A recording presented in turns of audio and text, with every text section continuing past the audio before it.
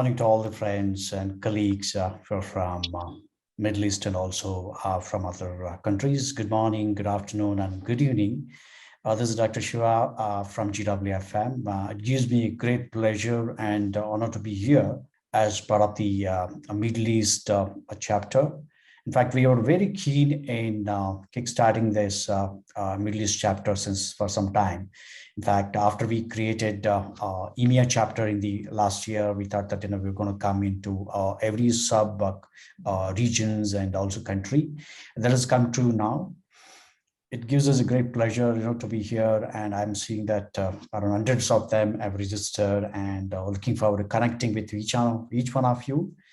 And we have a great speakers out today, and I'm sure that we're going to talk about a very good topic, and trust me, there'll be huge takeaways from this event. And also we will ensure the professional networking and let this discussion keep happening post the event, and let the networking keep happening after the event. Let's grow this group. With this, what I would do is quickly, we will have a inauguration of a chapter. Probably, we would do this after Deepak's speech. By the time we will have more audience who are going to join in. So we'll invite Deepak to inaugurate this. And also we're going to have other speakers and also other team members who are going to join us together to inaugurate this.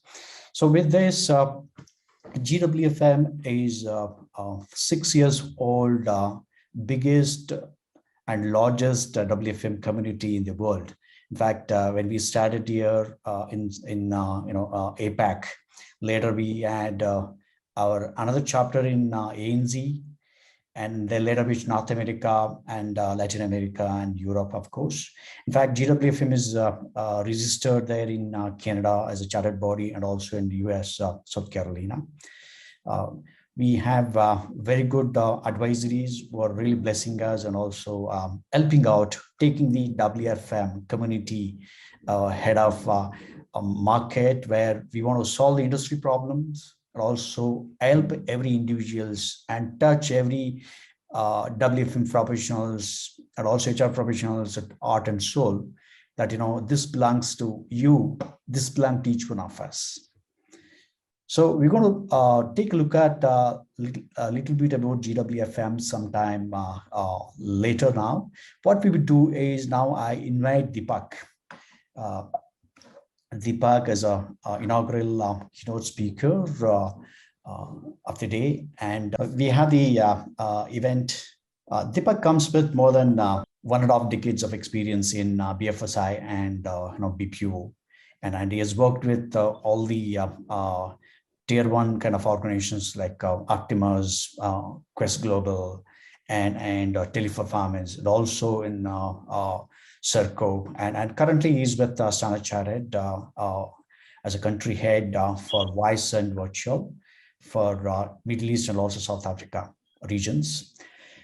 Deepak comes with a lot of thought leadership and also solving the business problems. He's expertised in the domain of retail banking, digital marketing, and acquisitions, retentions, e-commerce, operations, collections, and customer services, has played a vital role in seamless transition in major merger and acquisitions for 2 big banks, and in conventional to Islamic, and managed the new age technologies projects, specifically in gamification. Gamification is very close to his heart, and he is going to talk about depth of gamification, how gamification really helps in terms of engaging the talent and also engaging the workforce, and how we can really have this gamification as a kind of best practices in the organization. That'll be great takeaway from Deepak. With this, I invite Deepak to come on the screen. Deepak, great to have you with us. In short notice, we got you in.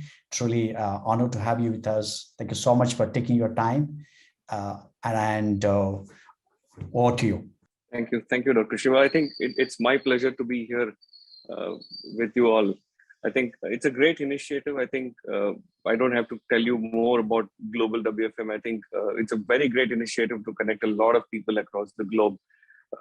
And one of the very reasons I also thought I should come into this is the workforce management is, the professionals across the globe is someone who kind of actually do really a lot for business. They're heart and soul of the business, right? Without them, I can't even imagine of running a business for a day.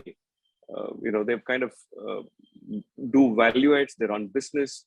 I think this is the least that I could do to come and kind of give a big shout out to workforce professionals across the globe, especially given the pandemic. And I think while a lot of workforce professionals would have been behind the scene always, but I think without them, we wouldn't have managed the pandemic well. So big shout out to the across the countries that we have, workforce remains the same, right? Maybe scheduling or real-time monitoring or anything, right? So they've kind of done a great job during the pandemic.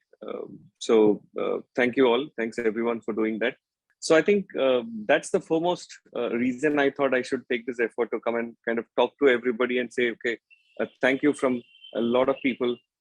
What WFM does today is something very, very immense. And if you look at workforce management and in pieces, right? So I think workforce as a community is achieving a stage where you can call it as an unconscious competence, right? So without an effort today, it's become a very BAU, but workforce professionals are kind of going towards the next stage to say, okay, how do I bring in an employee engagement element into this, right? So they've kind of, while we have a lot of metrics to track, and you guys look at a lot of metrics day in, day out, but I think the way workforce have transformed, especially during the pandemic, is really appreciated.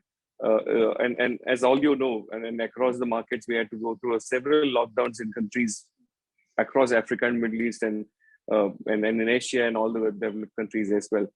So, one thing to do with the workforce management, I think while they've not been celebrated enough, like the frontline colleagues would be celebrated, I think they've given night and day during the pandemic.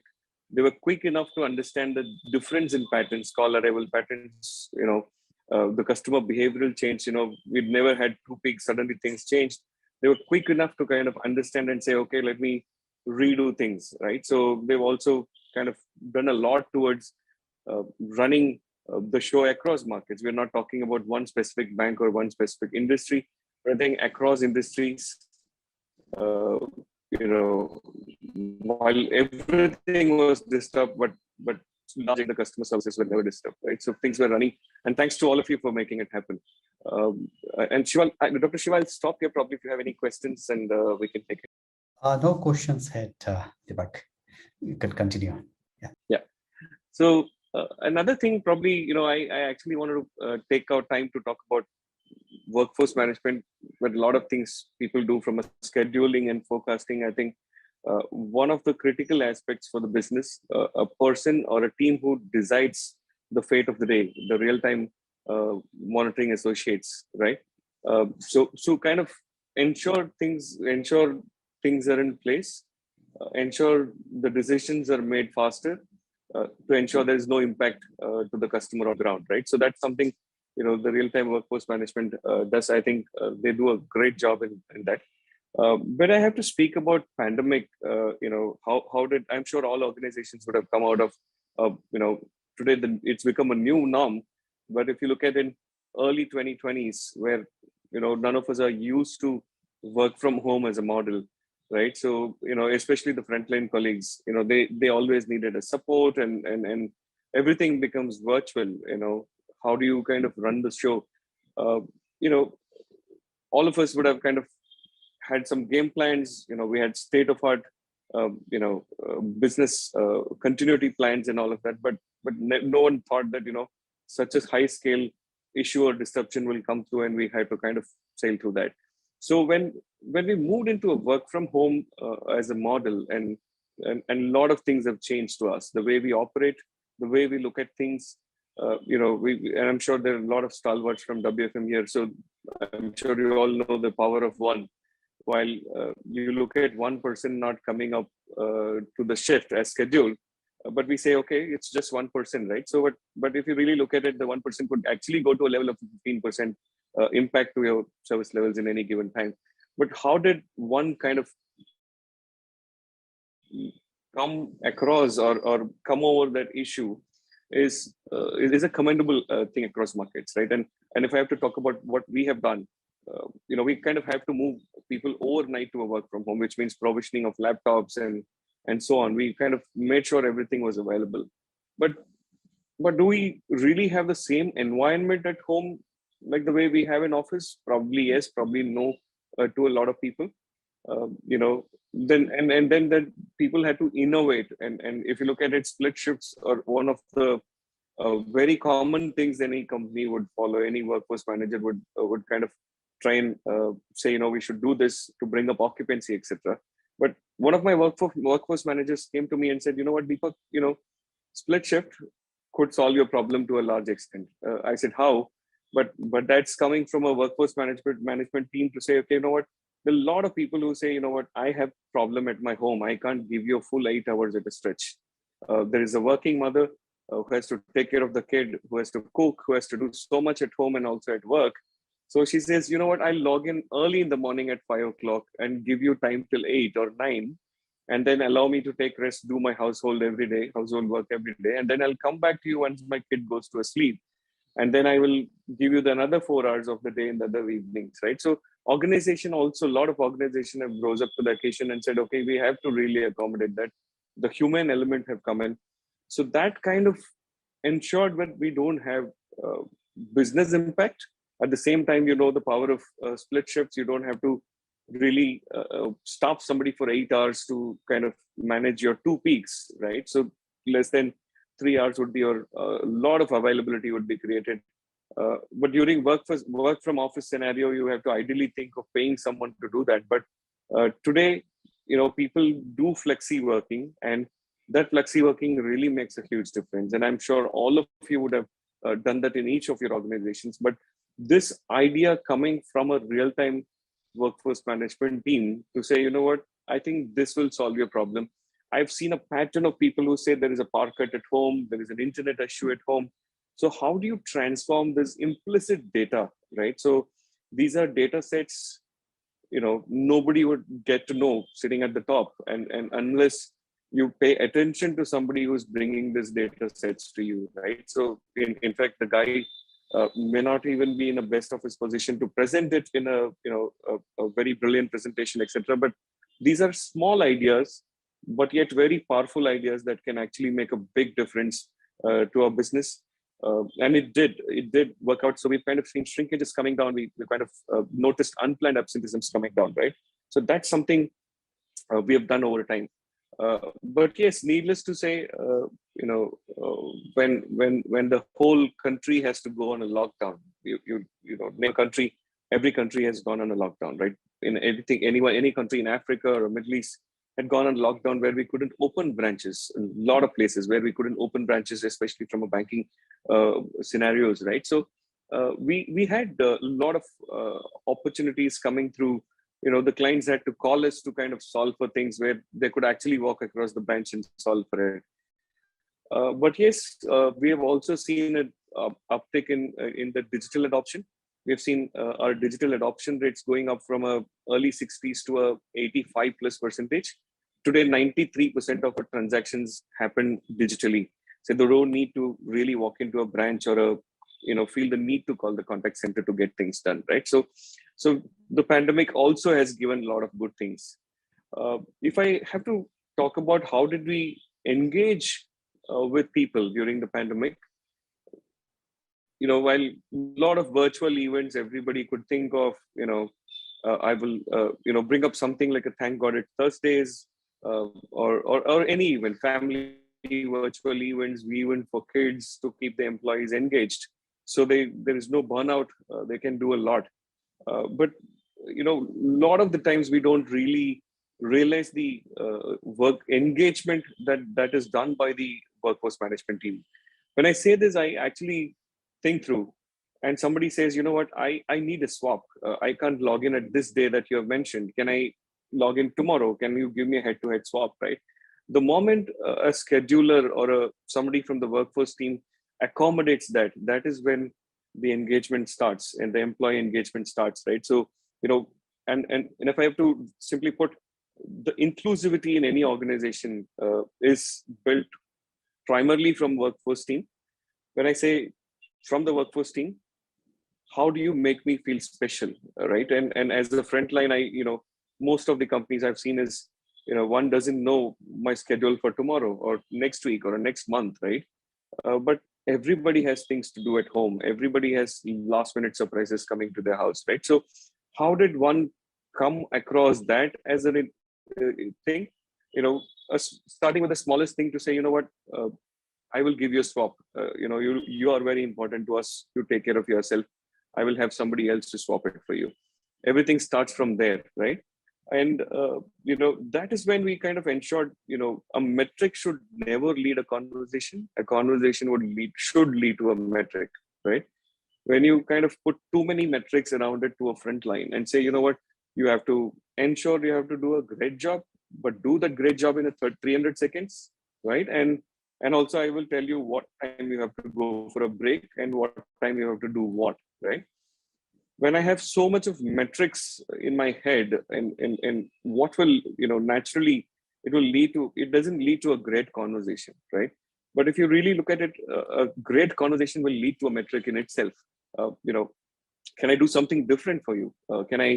How do I solve for the problem, right? So if you look at it, a lot of innovations happened, because we're forced to do so.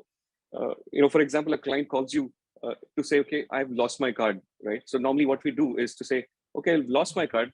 The first intent is to say, okay, I've blocked your card. Anything else I can assist you with? Thank you, right? But the client has to call you back for 3 times to say, give me a replacement of a card, right? I also want to dispute a transaction, right? So then it becomes 3 calls. But so the power of a metric, the power of, or the flip side of kind of too much of metrics is this. The frontline colleague would say, you know what, I've taken a request to block your card. Thank you, right? But that doesn't happen. If you allow a frontline and empower your frontline to do what you want to do, that makes a huge difference. The person would think of and say, you know what, okay, I've blocked your card and I'm sure you lost it somewhere, but can you also confirm your last transaction? Okay, if there is none, it's good, but I see this transaction happened without your authorization. Do you want me to dispute it for you, right? And then he does it, and then he says, okay, I can understand you really need a new card coming to your house, but can I take a request to send something to your house, right? You leading to a conversation, or a conversation leading to a metric here, right? The power of empowering the frontline, keeping aside sometimes the metrics and thinking through, right? Probably, a lot of us, or in fact, I was doing this 10 years back, where I think, okay, the AHT is the primary metric to look at, or average handling time is one of the biggest metric to look at, right? And I'm sure a lot of stalwarts here to understand, if I reduce a 15 seconds in AHT, probably it'll give me a 3 FTE benefit, right? Probably we talk about, let's say if you're running an onshore, you'll save $30,000-$40,000, right? But if you really look at this 3 calls coming down, the client, instead of client taking 3 efforts to call you, you solve everything in 1 effort.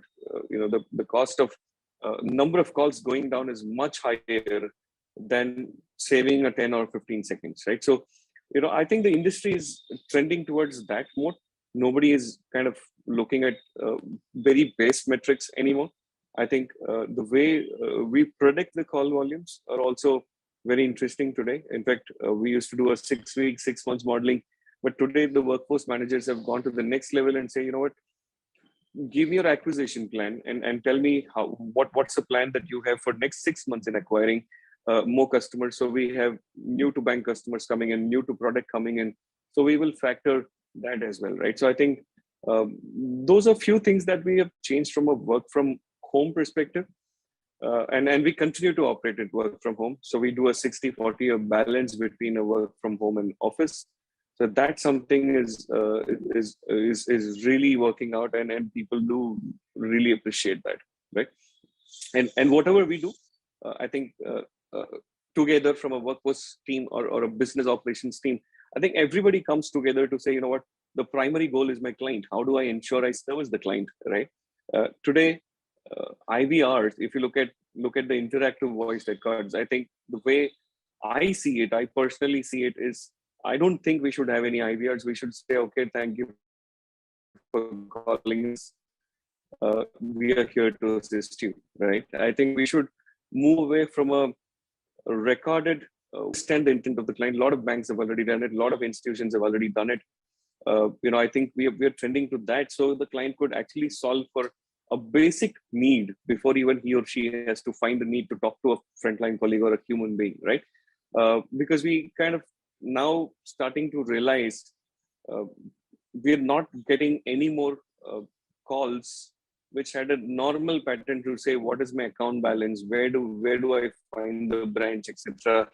Everything is available on the internet banking and mobile banking, right? So today the queries that are answered by the frontline are complex in nature, and it's not as easy as it was, or it is not certainly what it was a 5 year or a 10 year back, right? So it is getting complex. We're also finding a shift in the profile, or shift in the requirement of the profile that we have to onboard. That kind of leaves me with the thought to say, okay, is your agent fit for future, right? Is your frontline fit for future? Then we kind of, and I'm sure all of you would have read the Gartner's study. So agent of the future, or you call it as, we actually call it as a controller profiles, right? If you look at the industry has hired, or kind of known to hire a lot of empathizers when it comes to customer service, right? So I'm really sorry to hear that, largely to please and say, okay, sorry, I'm going to take a request, somebody will solve for it, etc. So today we are looking at controller profiles who take control over the situation and say, you know what, you're talking to the right person, be rest assured, I'm going to solve this for you, right? Take control of the situation and say, okay, I will solve this for you. That's the difference one can actually bring in. These are a few things that I thought I'll share with the forum, and if you have any questions, I'm happy to take it. Deepak, there are some questions from the audience. There's a question, how you deal with security considering the work from home, especially in Standard Chartered being a legacy bank, during the pandemic. And also to emphasize that, and since voice channels were affected, uh, how you ensured backups for the customers and strategy for bulk queries pending across multiple channels? So yeah, that's a good question, Dr. Shiva. I think the first and foremost thing, right, while every organization would have had a state-of-art risk framework, or state-of-art BCP, business continuity plan, but nobody was expecting a disruption of this scale, right? If I have to tell from my personal perspective, the biggest framework or biggest thing that worked in favor of all of us across the industry, and I would always say trust is the biggest element that came in to support, right? So you would have seen. Tell me how many fraud instances any one of us have read or handled in our own organizations in the last 2 years, especially when we allowed people to work from home, right? There is no control. Cell phones become everything. One has to kind of do things at home, right? So I think trust factor. I think they're all our employees. We place the trust in front of them, and then of course there are a lot of a lot of things that we put in at the back end, right? So, for example, one thing could be I'm sure all of us would have a customer CRM per se when you interact with the clients, right? So, and this is also a brilliant idea that came from one of our colleagues on the ground, and say, you know what, I have a dump that comes to me from the workforce team. We will know the number of clients who called you from what number, and also the frontline also records the interactions of the customer, right? When you map it to say, did you access a customer who had never called you, right? Is there an unauthorized usage, right? A lot of framework has been put in place by each organization, innovative ways. Probably while I may not be able to share a lot of stuff which is closer to the organization, but yes, I think trust being the first factor, that is something naturally helped us to say, okay, we'll move fast. On the backlogs, if you really ask me, yes, we did go through backlogs. We did, go through this. But when there is no, fulfillment that can happen. So if I have to send a plastic to the customer's house, right? So can we think of alternates? In fact, we kind of added up capacity to kind of see how do we kind of burn the queues, and also at the same time, we have created an industry of checkers and makers across the community, right? So can we look at some processes which are inward looking and not client friendly, right? So you have a maker, you have a checker, that is all an internal process and policy, right? So but how does it impact the client? And there is also a bit of proactiveness that one can bring in. For example, let me take a banking example, right? So you as an end user would get a checkbook, and when I know your checkbook has come to the 10th leaf while I have given you a booklet of 12 leaves, why do I even expect you to call me to solve for that, right? So as a banking system, I know the 10 check has come for banking. Can I proactively call and give that to you, right? So I think what we have also done is we have started looking at keeping clients at the center of what we do and design our processes around it, right? So I think that's the big change, and I'm sure a lot of companies have adopted that kind of approach. But how do you ensure the client effort is reduced or minimal, where he or she doesn't have to take an attempt to call you at all, right? So after all, we are in a world of artificial intelligence and machine learning. Can we not use the systems to do it, right? So one such thing, for example, all of you would know, if you make a transfer of a payment online, before it reaches your beneficiary, and all of you are doing transfers even today, but if you before it reaches your beneficiary, and as a banking system, we will definitely get to know that this got stuck somewhere, right? But why would I expect you to talk to your beneficiary, call me with an angst 3 days later to say my money is not credited? Can I not interface with my internal systems and say, you know what, Mr. Customer, your payment is stuck. Be rest assured, I'm going to take care of it, right? So a lot of proactive and a lot of data sets that we have within us. If we start looking at that, I think we should be able to avoid a customer calling you, a client calling you, or avoid the backlogs coming through.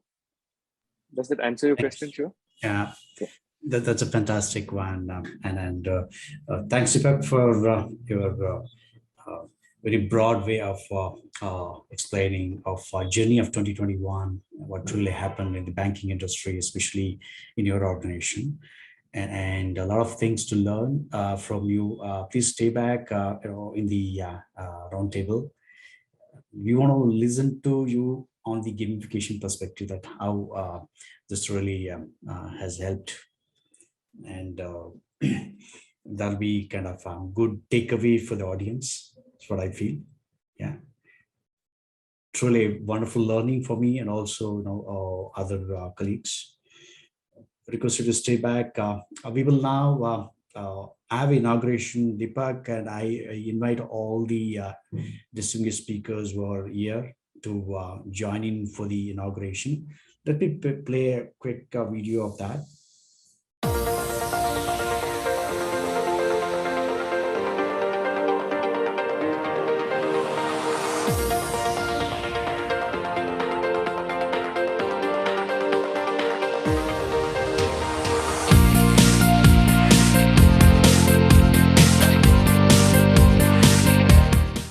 Hope you're able to see the video. Yeah, it works. Yes, we could. Yeah. Okay.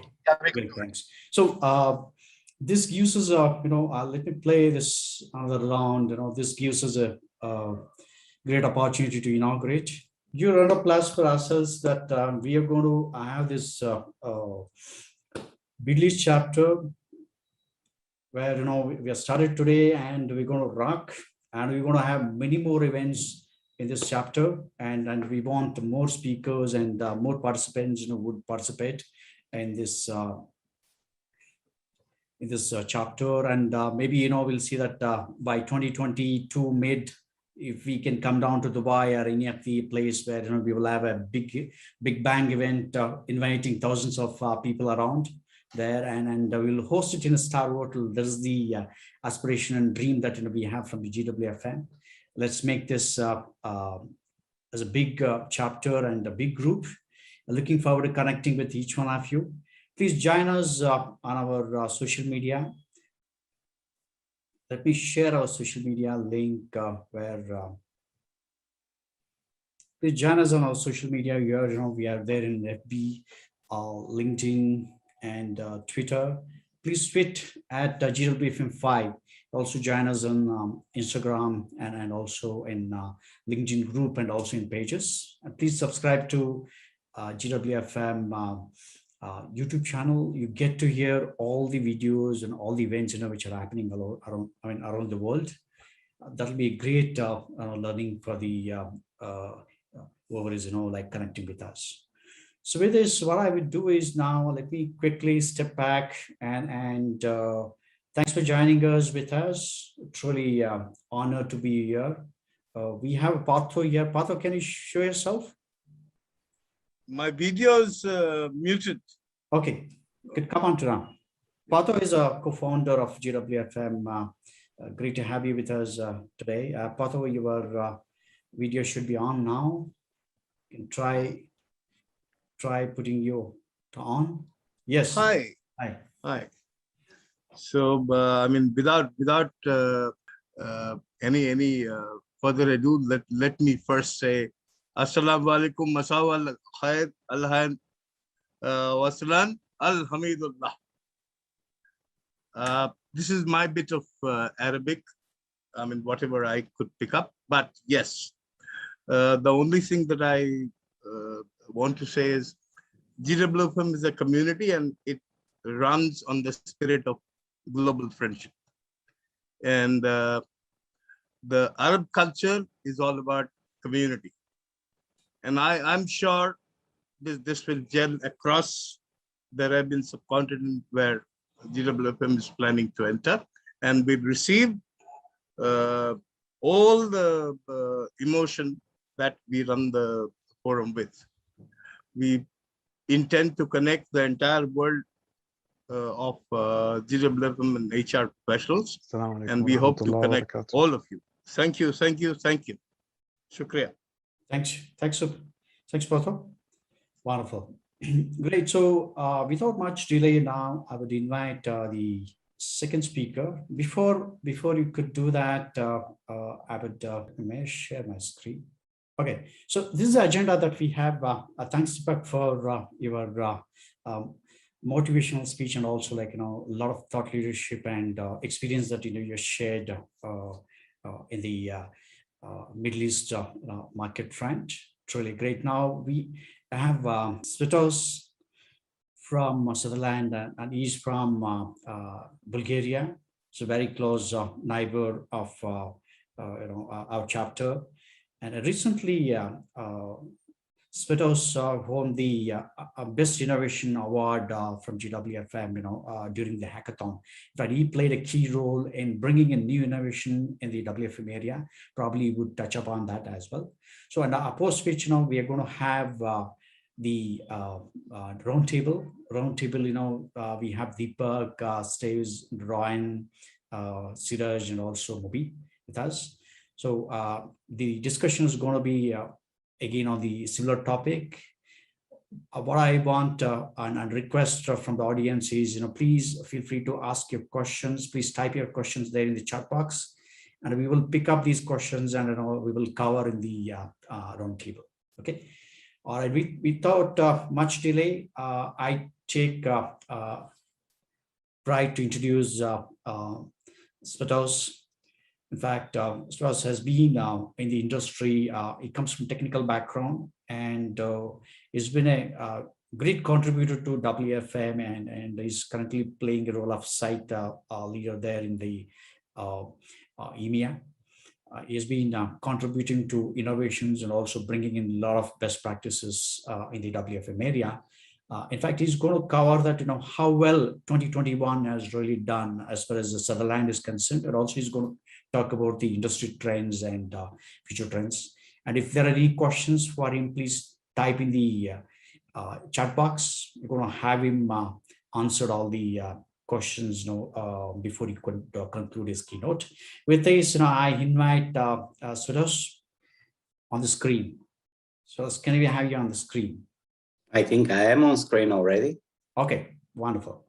Let me go on, unmute my video, and over to you. You could share your presentation, Suresh. Yeah, great to have you with us. I know that you have been very busy and a challenging situation around. Still, you could make it. Thank you so much, Suresh. Just if you could confirm that you can see my screen. Yes, we can see your screen. Go ahead. Great. Okay, so hello, everyone. I'm really glad to be here. And thank you personally, Dr. Shiva and the entire GWFM team for organizing this event. I believe that the WFM professionals around the world do need these events, do need these opportunities to connect and share best practices, especially in these challenging times. I really hold to a very high esteem your efforts. So as I said, I'm really glad to be here and looking forward to working with you and building the WFM communities around the world. Yeah. So as you said, I'm Svetoslav. I'm the WFM director for the EMEA region at Sutherland Global Services. And basically, I'm here today to share with you our story since COVID-19 made quite a dramatic entrance last year. As a company with a global footprint, operating out of 84 locations on 5 continents, we were impacted in different ways in the different regions. So I'll focus on the EMEA region, obviously. First question that pops, were we prepared for the COVID-19 pandemic? And probably surprisingly, the simple answer is yes. We actually were prepared, or at least we were prepared for its initial stage. The COVID-19 pandemic came to the EMEA region in the beginning of 2020, and it was not long before the governments started applying anti-pandemic measures, lockdowns. We had to take care of our staff. So despite the fact our BCPs were originally designed based on the principles that individual sites will be affected rather than the entire region, and most certainly not the entire world, our people, process, and infrastructure held admirably. We did not have any interruption of service. We managed to withdraw to our home offices and continue our operations in BCP mode. 75% of our staff, up to almost 100, 95+% in some geographies, went to work from home, and most still do work from home to this day. So what was the business impact of this exodus?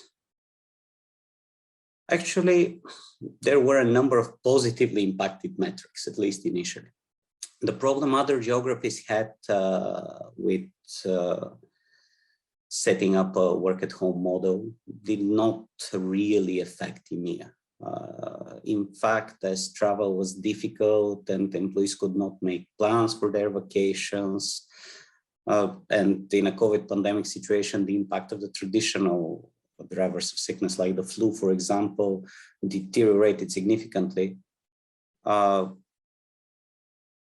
Despite the fact we did have quite a few COVID cases, there was very little else driving up our overall shrinkages. So it actually did drop compared to pre-COVID situation. At the same time, in the uncertainty of the global pandemic, the workforce became less mobile, valuing job stability above everything else, while at the same time, investment slowed down, decreasing the number of opportunities on the labor market. And these two factors combined actually brought our attrition levels down. At the same time, as I mentioned, we did not have service interruption. We continued our operation pretty much unhindered, and we did sustain similar performance levels, sometimes even exceeding pre-COVID levels in terms of KPI. And this brought both improved client and employee sentiment, appreciating this achievement in difficult times. So you'd say, so far so good, right? So what's the problem with the pandemic? There was a problem. In the second half of 2020, it became clear that what we are facing is just not going away. And it's changing the world and our industry in particular permanently. So what changed? First of all, the people perspective. Our employees got used to what was now to them the new normal, and the improved work-life balance, the work-at-home model brought.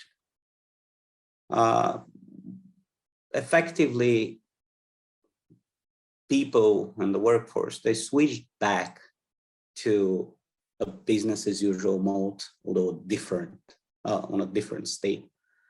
So the factors that helped initially our attrition and shrinkage numbers just slowly disappeared or lost the impact they initially had.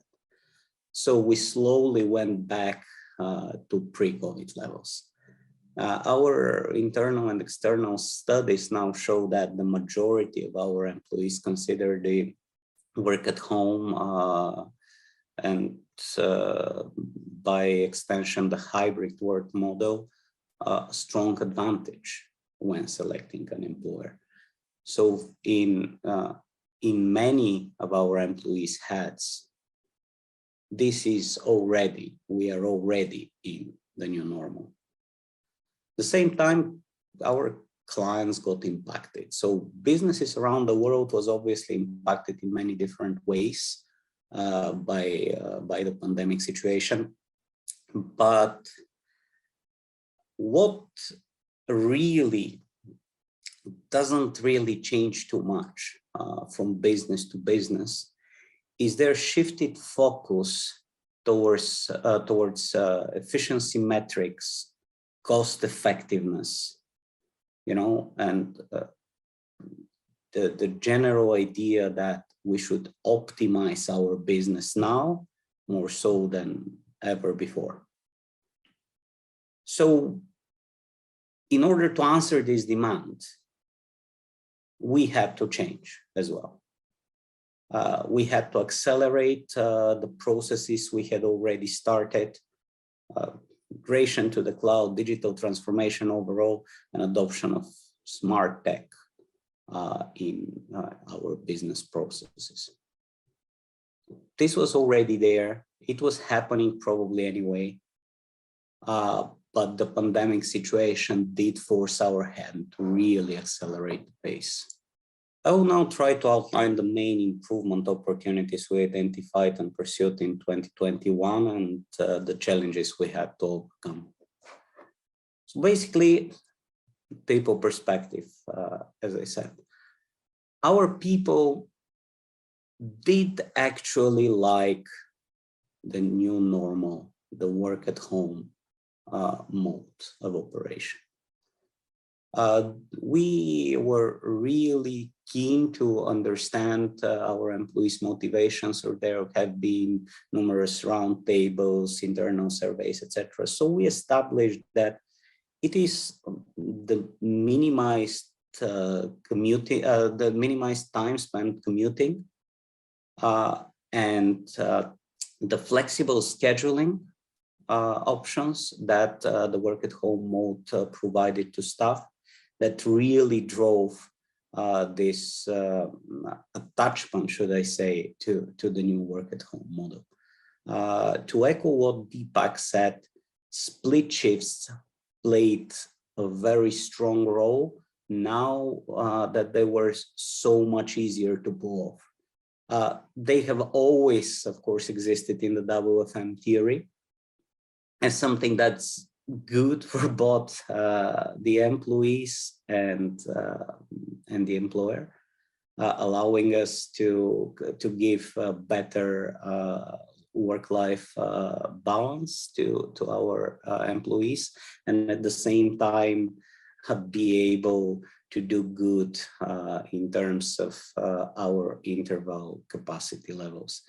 But it was never really something that you could pull off in a large scale, because in office work environment, you needed to effectively travel back and forth too many times to make this happen.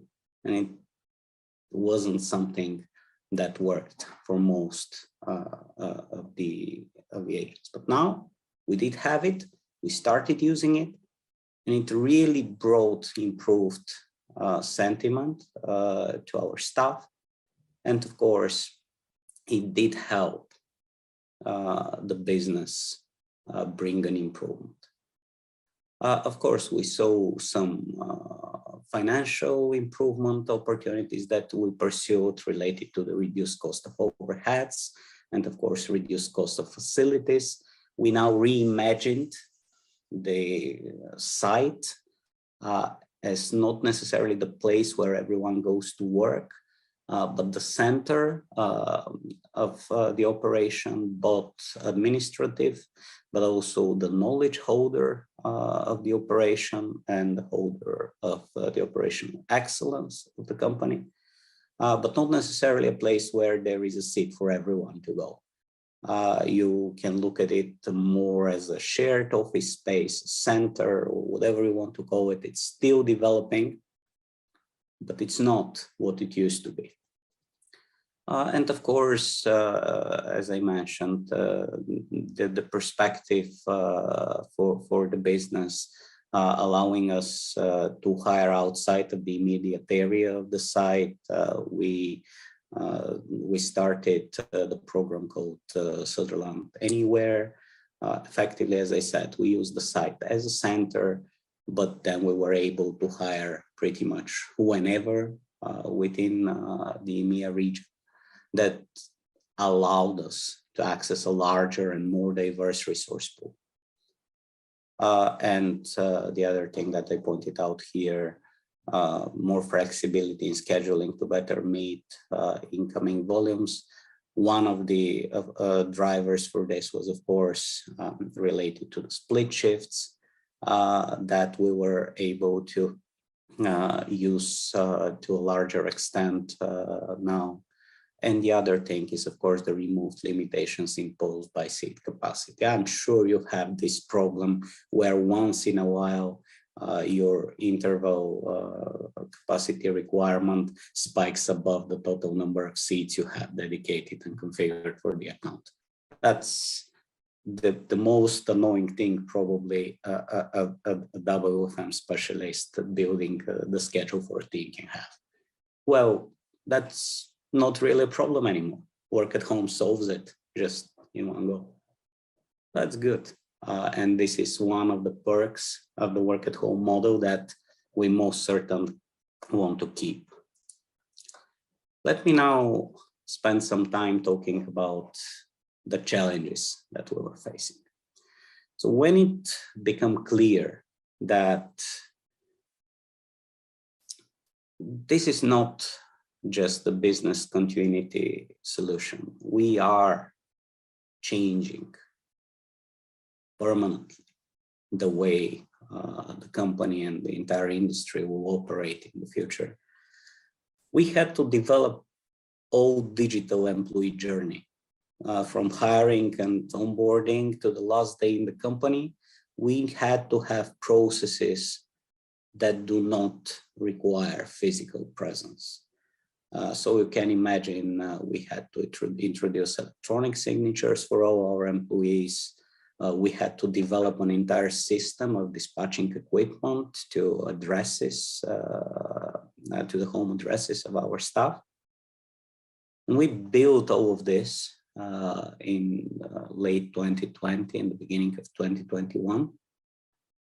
but it was an enormous effort. It just changes the logic of how a company operates. But this is an investment we had to make to prepare for the new normal. Employee engagement is, of course, another thing we had to focus on. So how do you keep employees engaged to a company which some of them have never really visited the office of, right? So you had to have this very strong digital calendar event.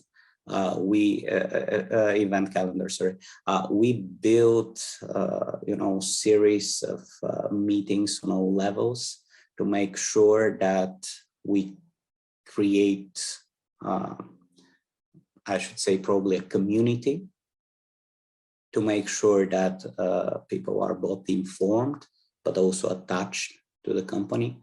And we did set permanent chat and video conference rooms for all the different teams in all different formats you can imagine to ensure connection, collaboration, and support. And of course, we had to redesign the social benefits package as well as our reports and recognition so that the benefits that we were providing to our staff made sense in the new work environment. So another challenge, and I should say that this is a key one for the future of the new normal in our sector, is the fact that many clients still see to this day the work at home model as a business continuity solution. Not necessarily because they don't see where the world is going, but because their own organization is still working on defining what the new normal means to them. So we have spent a tremendous amount of time and effort emphasizing on the pros of the future hybrid model of operation, and working to develop ways and means to mitigate the risks. I'm talking here mostly about the InfoSec element, and it is very interesting how the industry developed just before 2020. We were at this few-year phase where the emphasis of data security, especially the security of personal data, was extremely strong, with businesses pushing this as number one focus. And then we immediately went into a mode which imposes risks to this one. So this conflict, this very quick switch did create this problem, and whoever manages to solve it, and I dare say it needs to be solved per client and per business basis, there is no catch-all solution here, but whoever managed to solve this for their clients, this will be the company that will be most successful in the new normal. And we, of course, there are a few things here from business perspective. We reimagined our organizational structure to answer the new challenges, making it leaner, more centralized, to take advantage of the fact that there was no longer face-to-face communication overall. We invested heavily into improving our IT solutions to withstand prolonged work at home and pretty much work indefinitely in this mode. And we are, to this day, improving our GWFM processes to take full advantage of work at home flexibility, mostly related to split shifts, irregular length shifts, etc. I believe this is a very powerful tool. We are only scratching the surface of what you can do for your interval capacity, allowing minimized leakages really, and allowing for much, first of all, more profitable business, but at the same time, a workforce that would allow for much better flexible service to be provided to our clients, customers, depending on the inbound volumes that they can produce. So, moving into my last slide before I wrap it up. It is now clear that too many things have changed for the clients, the businesses, for our employees, for us to be able to just go back to pre-COVID setup once the pandemic is over. Employees are now used to and value the work at home model. Our clients' priorities have shifted towards efficiency, and we are changing our businesses accordingly, adding the improvements we were able to achieve to our value proposition. So there will be a new normal post-COVID-19, but it is still not 100% clear what exactly it will look like. What seems certain is that the new normal will be based on hybrid work model. I would say at least a 50-50 split between a work at home and brick and mortar mode of operation will be applied in our industry. The other thing that's certain is that all our processes will be and will remain all digital. So what remains to be seen is to what extent we'll be able to solve the InfoSec risks the work at home model imposes. The key here, in my view, lies with the development of AI-powered IVRs, chatbots handling personal data without agent interaction to minimize any risk of leakage of personal data. But again, this is a very broad topic, and companies in our industry are heavily investing into finding the right answers to this particular question, because this holds the key to the new normal, in my view. And of course, the last aspect, which is still to find its development route, is the labor legislation. We keep forgetting about this one because it's a bit outside of our scope, but most governments have so far not reacted in any way to the emergence of the new normal.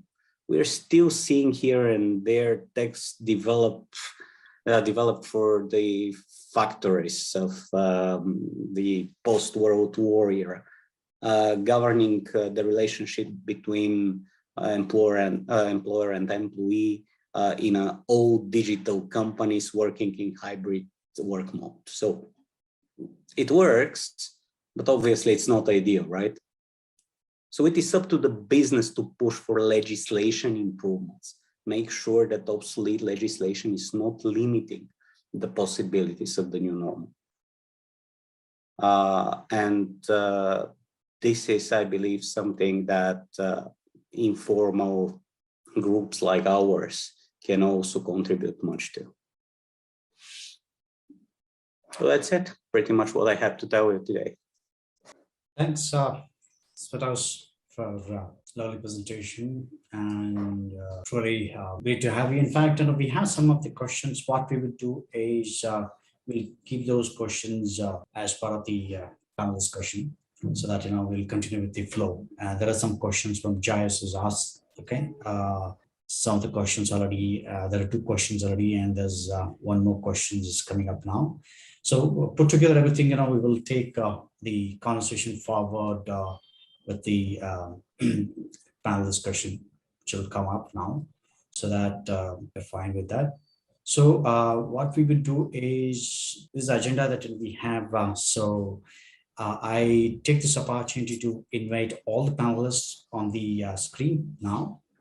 Can we have Deepak back again, and Stevos again back, and also we have Moby Ryan. Ryan, can we have you on the screen? Let me see that. I think Ryan needs to be given as co-host. And yeah, yes, I am. Good. And Hi, Mobi, you're Diva. How there. are you? I'm doing good, thank you. So do we have Siraj? Siraj is not there yet. Let me see that if Siraj is around in the if he ended up in the attendees. 1 minute. We had a question from Shruti. Shruti, you raised your hand. You have any questions for us? Shruti Manjunath? I unmuted you, Shruti, if you have any questions. All right. Let's get all of us on the, panel discussions. So this will give us a kind of a movie. You'll have to be on this one. This one always makes me laugh. Yeah. Yeah. So I'll go myself here. Okay. So it's good to have all of us together here. Wonderful. Movie, are there? Yes, I'm here. Sure. Oh, you want to be on the camera? Yes, of course. Why not? Okay, we're not able to see you on the camera. I guess you have not given me the access yet. Oh, okay. How about now? Yeah. Please. I'm just seeing that if Siraj is around. Okay, great. Before we start, let me check if Siraj is around. I don't see Siraj yet. Okay. All right. Welcome to all the distinguished panelists for the roundtable. This is our first roundtable that we're going to have as part of the Middle East chapter. Thanks, Deepak, for your impressive keynote, and also Stratas for very informative details from the Sutherlands, and especially on the business continuity, how you people have managed it differently was something fabulous. So as we have been listening to these speeches, two speeches that we have, two keynote speeches. Today we're going to talk about the lessons that we have learned, and also like the learnings that we have got in the 2021, right from the beginning of, I think now Siraj is here. Let me get Siraj. Hi, Siraj. Yeah. Yes, you are. Siraj, can we have you on the? Yeah, sure. Yes. If you could come onto this screen. Okay. Wonderful. We have a full of panelists. Well, thanks for taking your time out, Siraj, at the last minute. So we've been talking about the current trends, and also like 2021 challenges in the beginning, and also like how well we had a change management in terms of like all the employees working from home. You do not have anyone face to face, right? Also, you got to manage the performance, quality, at the same time, ensuring that right people are there at the right time, without impacting the customers satisfaction. In fact, we went on to create a customer experience in the process, and WFM function has played a key role in getting these things done. In fact, in the Middle East, I see that the market is in big time booming, and a lot of happenings, and huge attrition at the same time. Most of the companies are ramping up big time. And I mean, we are at the right time to talk with distinguished panelists today. And before we could start the journey of 2021, could we have an introduction? In fact, we got to know about Stevis and also Deepak. Could we have introduction of Ryan? If you could take a minute to introduce yourself. You're the best person to introduce yourself. Yeah. Thank you so much, Diva. This is Ryan Dakakni. I'm working with the WFM field since 2006, now around 18 years. I've worked in telecommunication and banking industry. Actually, this is the background. Great to have you with us, Ryan, today. And it's a good opportunity to be with you guys. Wonderful. Could we have introduction from Siraj? Siraj is known, and still a rest of the audience, we don't want to know you. Yeah, good to have you, Siraj. Yeah. Yeah. Hello, everyone, and good afternoon to all. My name is Siraj, and I've been in this industry, WFM, for the last 20 years. And I worked with companies like IBM, Tata's, and currently I'm working with Omega Healthcare, which is a KPO. We support the clients in US. It's like medical revenue cycle management, and I've been with this company for the last 9 years. For a very short time, I was had a very short stint of about 6 months with Triple C in Saudi Arabia, Riyadh, and because of my personal commitments, I just had to drop that offer. I'm again back with Omega as Senior Director of Workforce Management. And that is it about me. Thanks, Raj. And can I have introduction of Mobi? Hey, good afternoon, everyone. This is Mubi here, Mubashir Sheikh. What I can say is I'm very passionate about customer experience and almost 2 decades of experience in workforce management, operations, commercials. I've been an ex-planning head with Flipkart, ex-planning and commercial head with Noon.com. Both are the giants of the Asia region.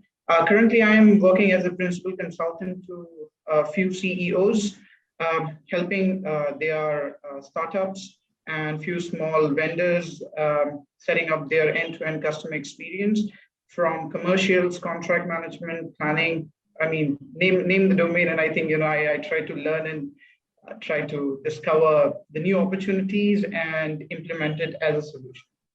So yes, that's me, and over to you, Shiva. Thanks, Mobi. We got to know all the esteemed panelists. Each one of them come with 15 to 20 years of experience. Some of them are more than that. So I'm sure that we're going to have great takeaways during the discussion. Before we start, I'll request Deepak. Deepak, you said gamification is something that really helps in engaging. Right? In fact, and you have used it in your organization. If you could share perspective towards it, and let's learn, how you have been able to do it. Yeah. Sure. Thank you. Thanks, Dr. Shiva. I think gamification is a boom, right? And is a boom, and every organization talks about it. And if not AI and ML, one thing apart from artificial intelligence and machine learning would be gamification, right? We know how testing times it was in 2020 and 2021. We had people going through personal losses. They still have to make up to work, and so many things that they had to come up to, right? But gamification is something that actually bringing the science of play into your daily life, right? So, if you look at some of the well-known games, look at something like a Candy Crush, and you have an 80-year-old getting hooked up to it and continue to play with that.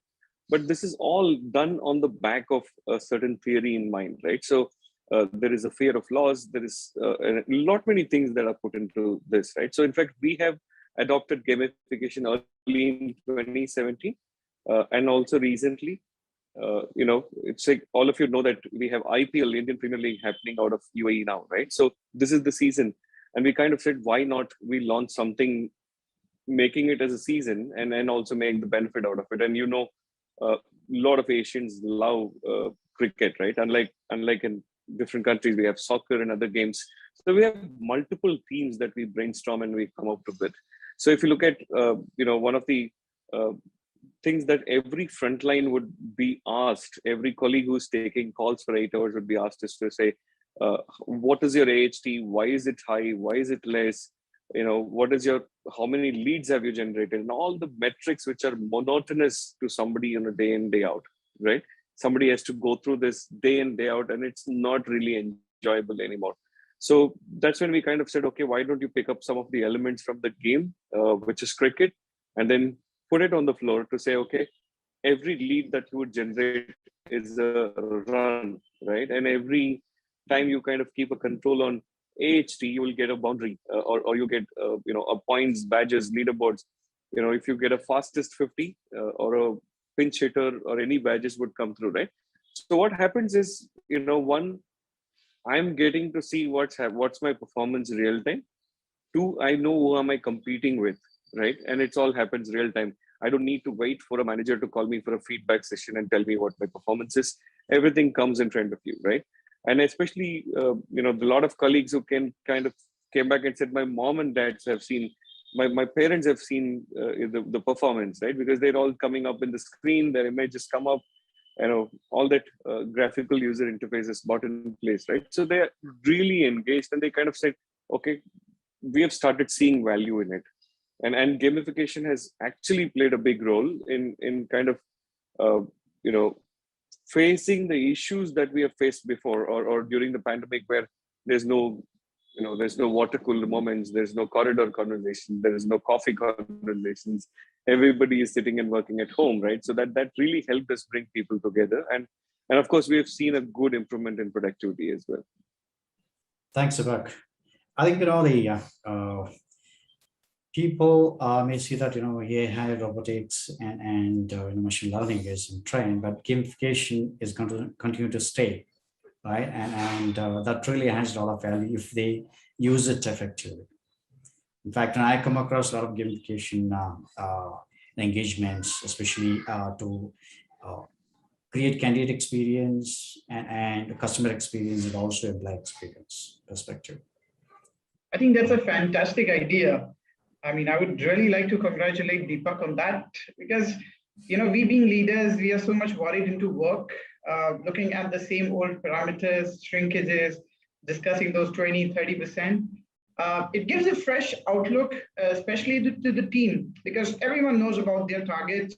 Everyone knows when they are going beyond, they're not able to meet, it's going to come back to them as a pressure or as a somewhat obstacle in their day-to-day business. So yes, a fresh outlook to a dashboard, and it's always appreciated. I think team would definitely be motivated to go ahead and score the best, and it's a refreshing outlook. I mean, I really love the idea. Now we have questions to Ryan. So the current trends, in fact, in local market. Yeah, Ryan. Can you hear me? You are muted, Ryan. I can hear you. Okay, great.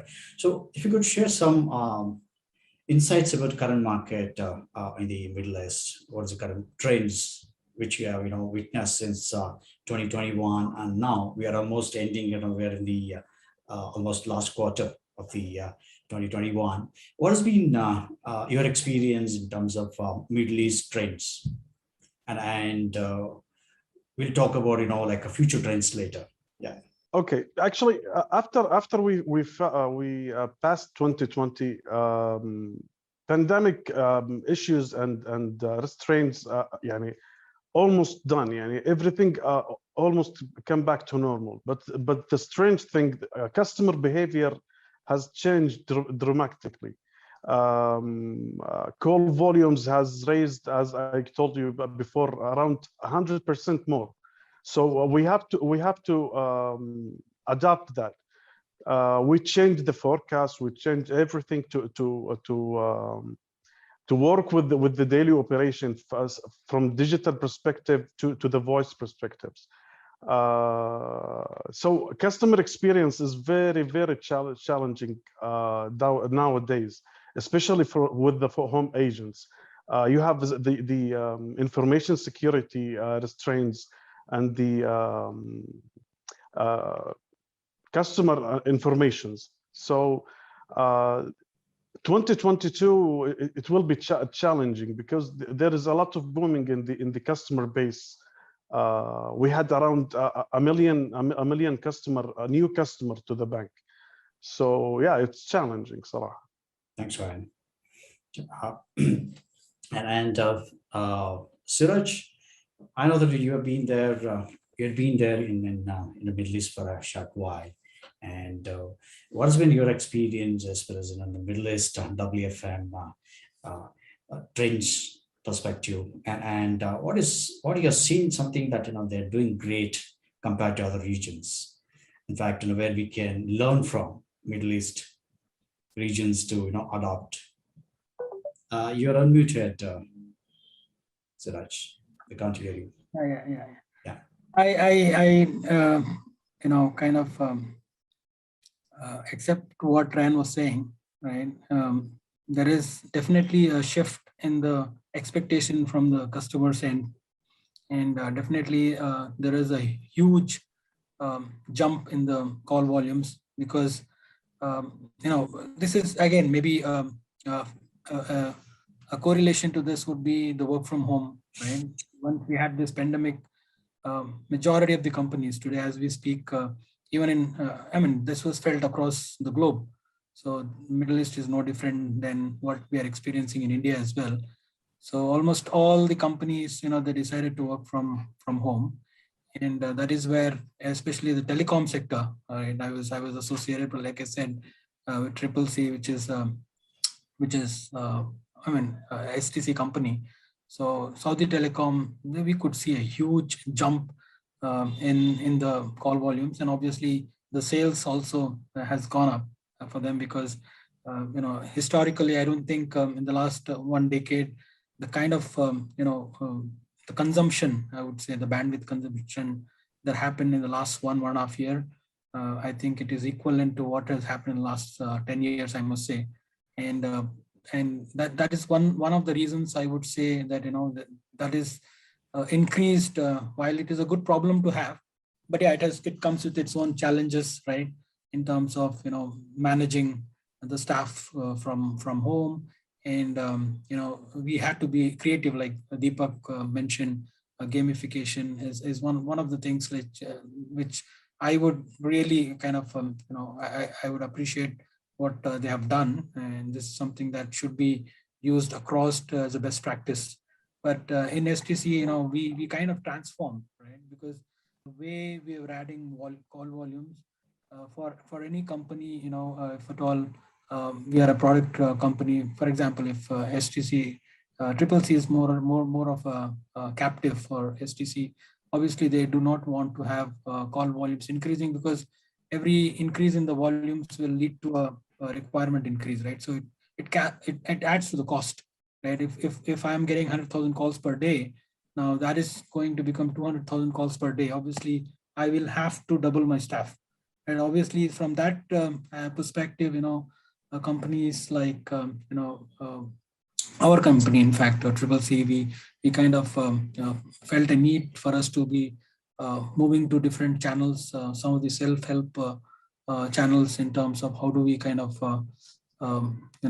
resolve some of these queries, without that reaching to the call center, number one. And also moving away to a digital world, right? How will it change the life of the agent who's working from home? How will we equip? See, there are things like, there are always risks when somebody is working from home, right? More from a compliance standpoint. But we had to come up with we have to enable our employees, right? How do we ensure that we enable them? For example, if at all we just wanted to just maintain the data privacy, right? There are solutions like in India, if you ask me, one of the solutions that we have implemented here is a Avaya solution, wherein that solution will help us to, it's like a camera detection. You just need to turn on the camera, and the guy will be, if he is in line with the camera, the moment there is a gadget detected, suddenly the screen locks, and those kind of notifications will go to their supervisors for any further action. So now, when we decide not to allow our agents to use the mobile phone on the floor, then how do we enable that? So that is where this Zoom and then MS Teams, all of those enablement tools have really helped to kind of engage our employees as well. So these are some of the things, I would say. One is in terms of going to a digital environment, and then trying to see how do we kind of automate our calls, like by way of deploying RPS is one thing which we've been consistently working on, deploying virtual agents, bots, so that we can kind of stop those calls coming to the agent, which will eventually lead to the increase in the cost of the call center. So these are some of the things that we had done, and I think these are not the new ones, but yeah, some of the need of the hour at this point in time, which will I think can be used as best practices across the world. Wonderful. Great sharing, Suraj. I think your stint in Middle East was short, but like very depth that you took the deep dive, and I see that like huge learning from your insights. Great. So now we'll go to Mubi. Mubi, you've been there in the Middle East market for a while, and also you know it better. If you could share some of the insights that what has been the trend, and what has changed in the market since last 1 year. Like last year to now, we see that a lot of change. One is in the demands, another one is like marketplace, right? And WFM trends, and also the digitalization. What do you see as it's changed since last 1 year in Middle East Thank you, market? Shiva. Sure. See, especially when the pandemic came into place, we are, of course, as everyone knows, we were not that prepared. But what we have seen is that whenever we see such kind of magnitude in volume, especially coming in a short period of time, you have to take certain hard decisions, which might not be as beneficial to the customers in a short term, but would be in a long term. Especially, we have seen that there was a very high pressure on the voice channel. So we have to take certain decisions of curbing down our voice volume into a limited hours of operations from 24/7 to maybe an 8-hour or a 10-hour or 12-hour shifts, so that we can manage those shifts with our workforce at home as well. Because simultaneously, we don't want, as we were not able to, especially I'm talking about noon, where we were not able to cater the entire volume to work from home. We were at a capacity of 40-45%. And we have to take such kind of decisions to ensure that whatever workforce we have, we are not losing them. So yes, we moved on to these decisions. And at the same time, when we are reducing our hours of operations to one channel, there would be a direct pressure on the other channels, like email, chat, and the queries were simply running up. So it gave us a time to evaluate our decision, how we should be focusing on our customers. So we identified few opportunities where what are the real painful areas of customers which we can focus, and we can deliver them at the forefront, I would say. Especially those queries which are directly hampering the revenue, that's number one. The queries which are hampering our escalations, so to avoid a direct impact on the brand loyalty, and some queries which are going to be translating into sales. So these are the three priorities which we took from those bulk queries, and then keeping such queries at bay, especially when customers are being over enthusiastic, and especially if you see for an e-commerce companies, whether we talk about Noon, Hyperpanda, or any as a matter of fact, even in India, as a matter of fact, Flipkart or Amazon, we have seen that 60 to 80% of the queries come from the enthusiastic customers, whether they have ordered the product and the product has not yet been delivered. So we have to ensure and find a solve through automation for those queries, because those doesn't come or directly hamper revenue in a short run, but something which is very, very important in terms of escalation or where the deliveries are late. Those are the pain areas of the customers which we have to focus. And second thing which I would like to point out, since me and Siraj share a brief history in Saudi together, and I've been dealing with a lot of contracts, whether we talk about Noon, the vendors, multiple organizations, as a matter of fact, even CCC.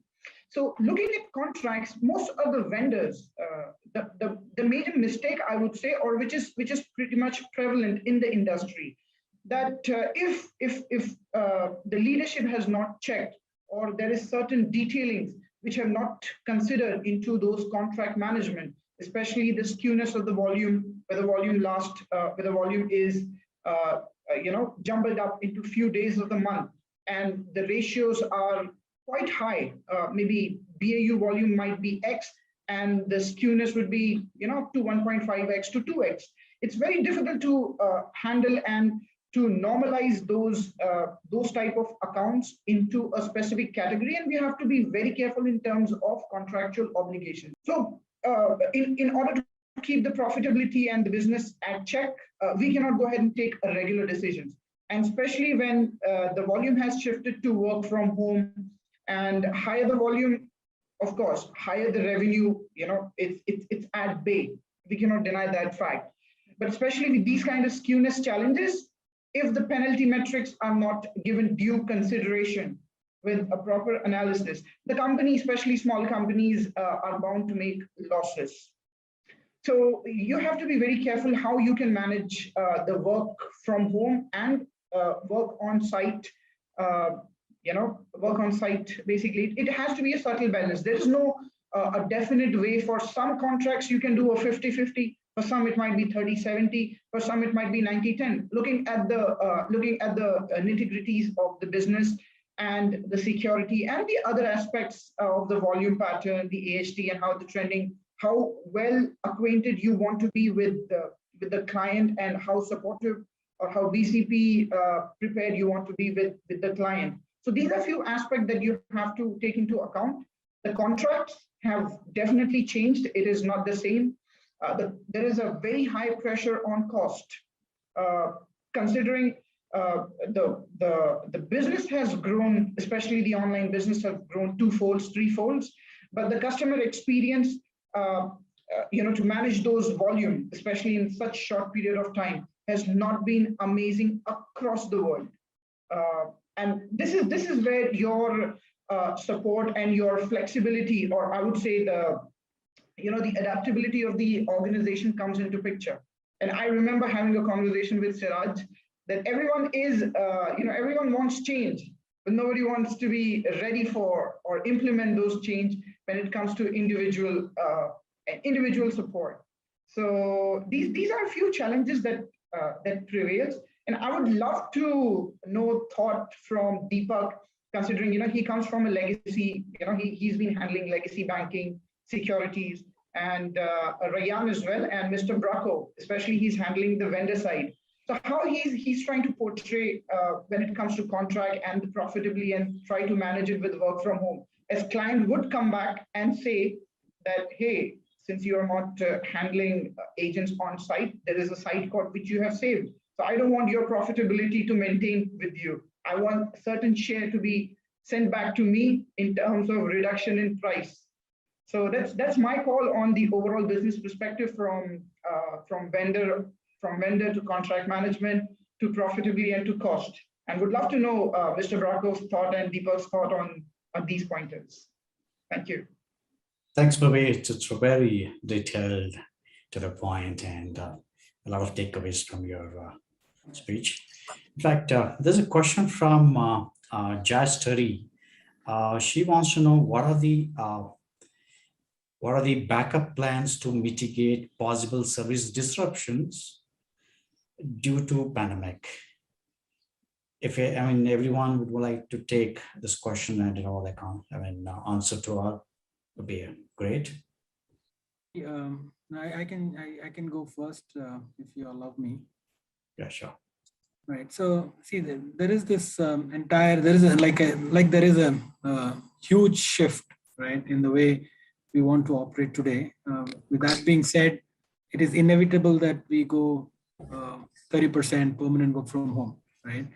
I'll just quote one example. When to what movie I was talking about the contracts, when we go to the clients talking about, hey, you know what, we have done this is our quality scores, we have taken the volumes within 80-20, and we have met our SLAs, both quality as well as the answer percentage.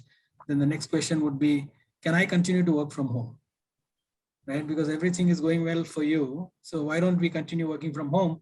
For an outsourced company, that is like suicidal, right? So what we are doing is we're just going to the client and saying, okay, here is what it is.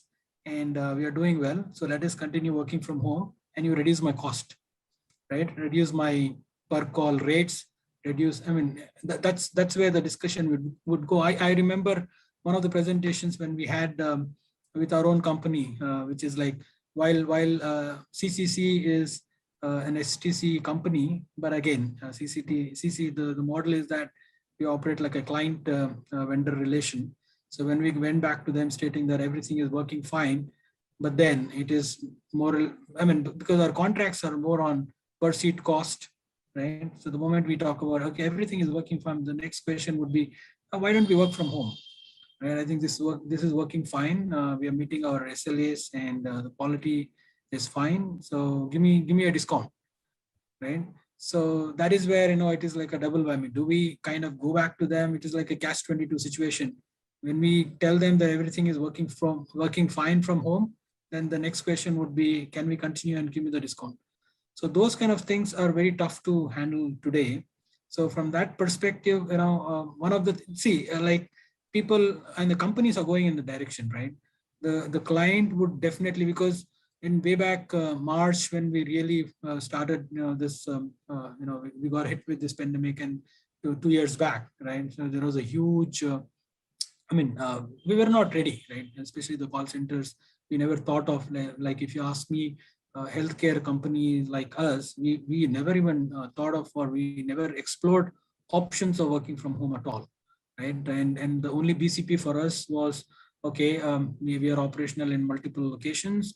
I will fly people from here to there, and then try to build some redundancy and so on and so forth. But again, it is so niche. It depends on the speciality of people that you get, because even if you're spread across, in metros, you might get some good calling people with great command or English.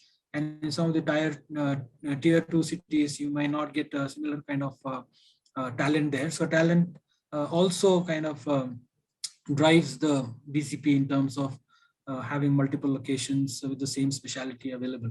So that was one of the challenge that we had, and we never even thought of that.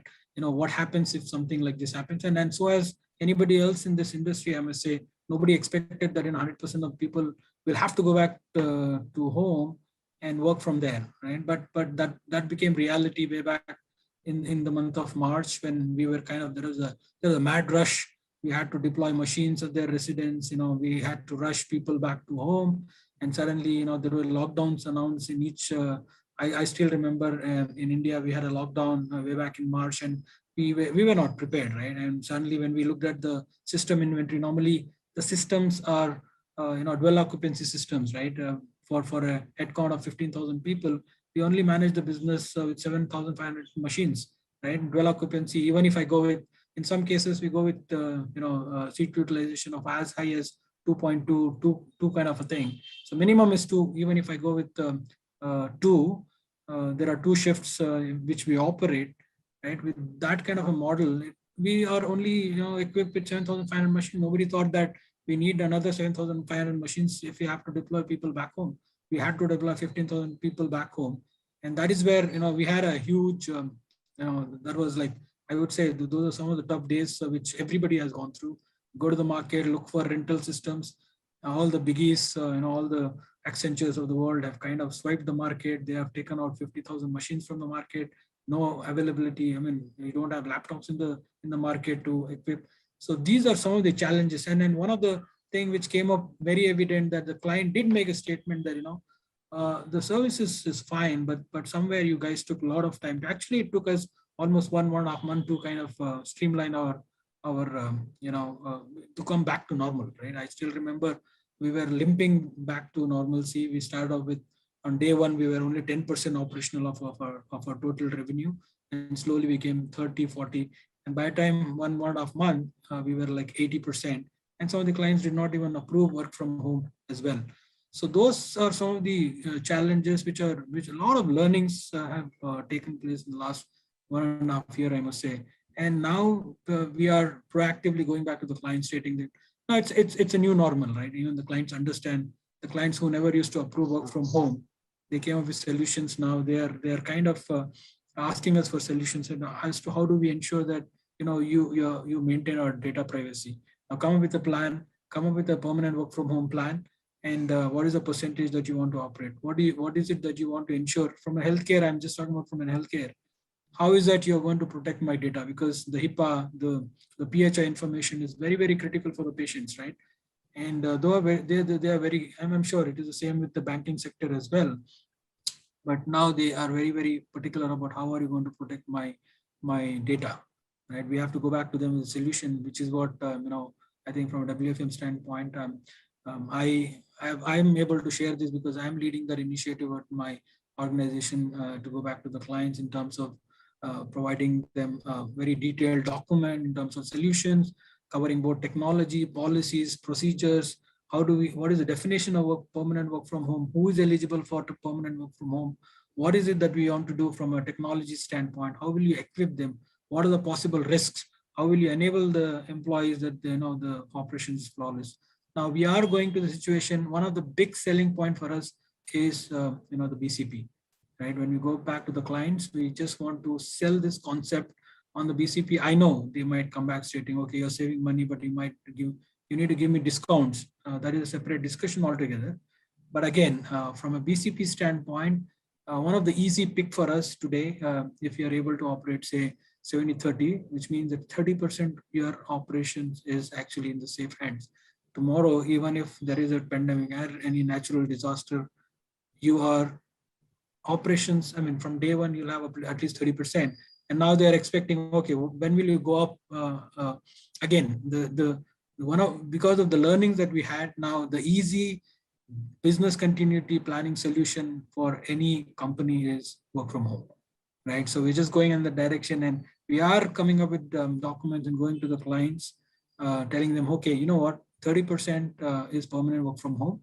If at all we come across any situation, any natural disaster, then we will kind of deploy those machines back, and we need to have that additional inventory earmarked to the critical clients, and they'll tell them within 48 hours we will deliver these machines to all the folks, and they will have 100% of operation. So I think on a BCP standpoint, those days are gone when people used to talk about cross-functional BCPs.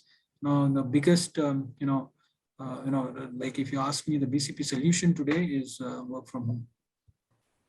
Thanks, Suraj. I think, very detailed today, it just became a speech though, but I just thought of a lot of passion. I just went deep into that. So sorry about taking so much. No. That's really, very, very useful and insightful. I'm sure that, I would add on to that point. Yes, Moby, go ahead. Yeah. Supposed to be a discussion. So yeah, every coin has two sides. BCP, the new norm, as Siraj rightly said. I would agree, but by keeping the positives and the negatives in a number line, in a mathematics terms, yes, BCP, work from home, but at the same time, that would involve a very high challenge, because people who are at home, it's not feasible for them to be available at a very short notice. Especially the shrinkage rate would be very high, for them. And whenever they get any personal challenges, they will be the first one to give you shrinkage, not just the out of office, but also the in office shrinkage. So even though you might have planned for a specific number of people and you want to be an optimized WFM, from the planning front, one has to keep the overstaffing factor into consideration with the BCP as well. So I think this is one point which I would like to add, because you never know, people are at home, they might have 10,000 challenges, and in office shrinkage, maybe when they're in office, we can say, hey, the new norm or the norm would be under 5% or under 10%. But with work from home, you can never predict that. So you always have to keep the second aspect of the business in front of you, and go with a slight overstaffing as well, in order to meet the long-term planning challenges. What do you say? I think that is why it is called BCP. So BCP is normally, it will be on the best effort basis, right? So whatever you get it. So it cannot be worse than, 10%, 20%. So if you are able to provide that, I'm sure the clients see that the ball should be rolling for them as well, right? So the clients also appreciate and understand the challenges that we face, but somewhere, the ball should be rolling. And then we have seen some clients, some of the companies were feeling so nervous that, they were about to lose, because we don't deal directly with our end customers like the hospitals. We deal with some of the medical billing companies.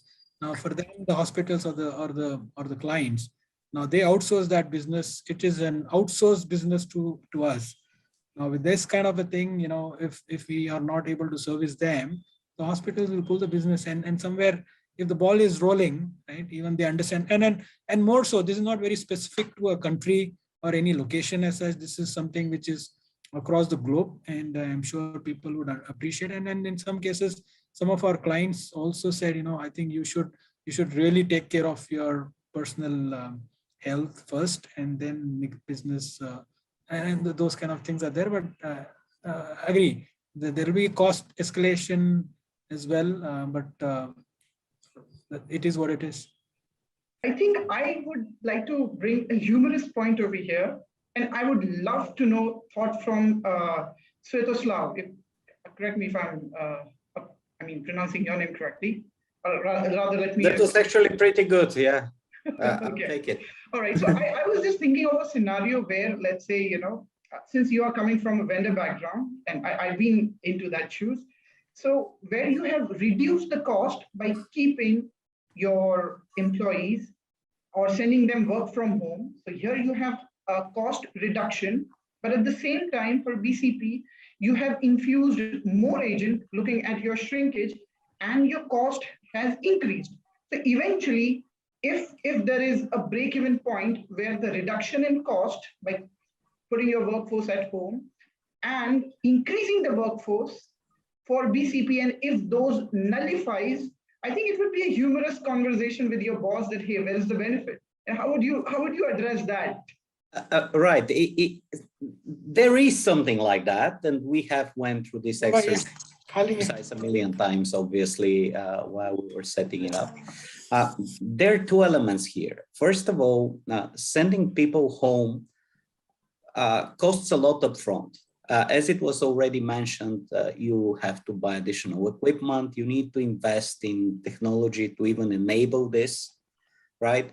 And then there is the added cost of the initial rush to move people, right? We spent a fortune even on taxis. You can't imagine how many taxis we had to rent to move equipment around in the very first days. So this is a huge investment up front. But then when you look at it at the long run, we didn't really see what you're saying, that the massive spike of shrinkages. On the contrary, and I was looking and I was referring to this in my presentation. Actually, in the EMEA region, initially we saw a significant drop of shrinkage. In the middle of a pandemic, you don't expect that, but it was there for sure. What you're saying for the in-office shrinkage is, however, true. People that are working from the comfort of their homes are more likely to be distracted by whatever happens around them, right? And spend time during their working hours with something that's not necessarily productive. But the break-even point is, it's favorable enough. It makes financial sense for an organization. Yes, it will take a while for the initial investment to be covered. I haven't really checked if we've done that. Probably we have, as we are now slowly giving up facilities and whatnot. So there is a break-even point, and it does make sense. It's not as humorous as it may sound, but the cost of enabling work at home within an organization is not insignificant. Actually, I would like to add also, if you move from the work in office to working from home, the agent contract also is different.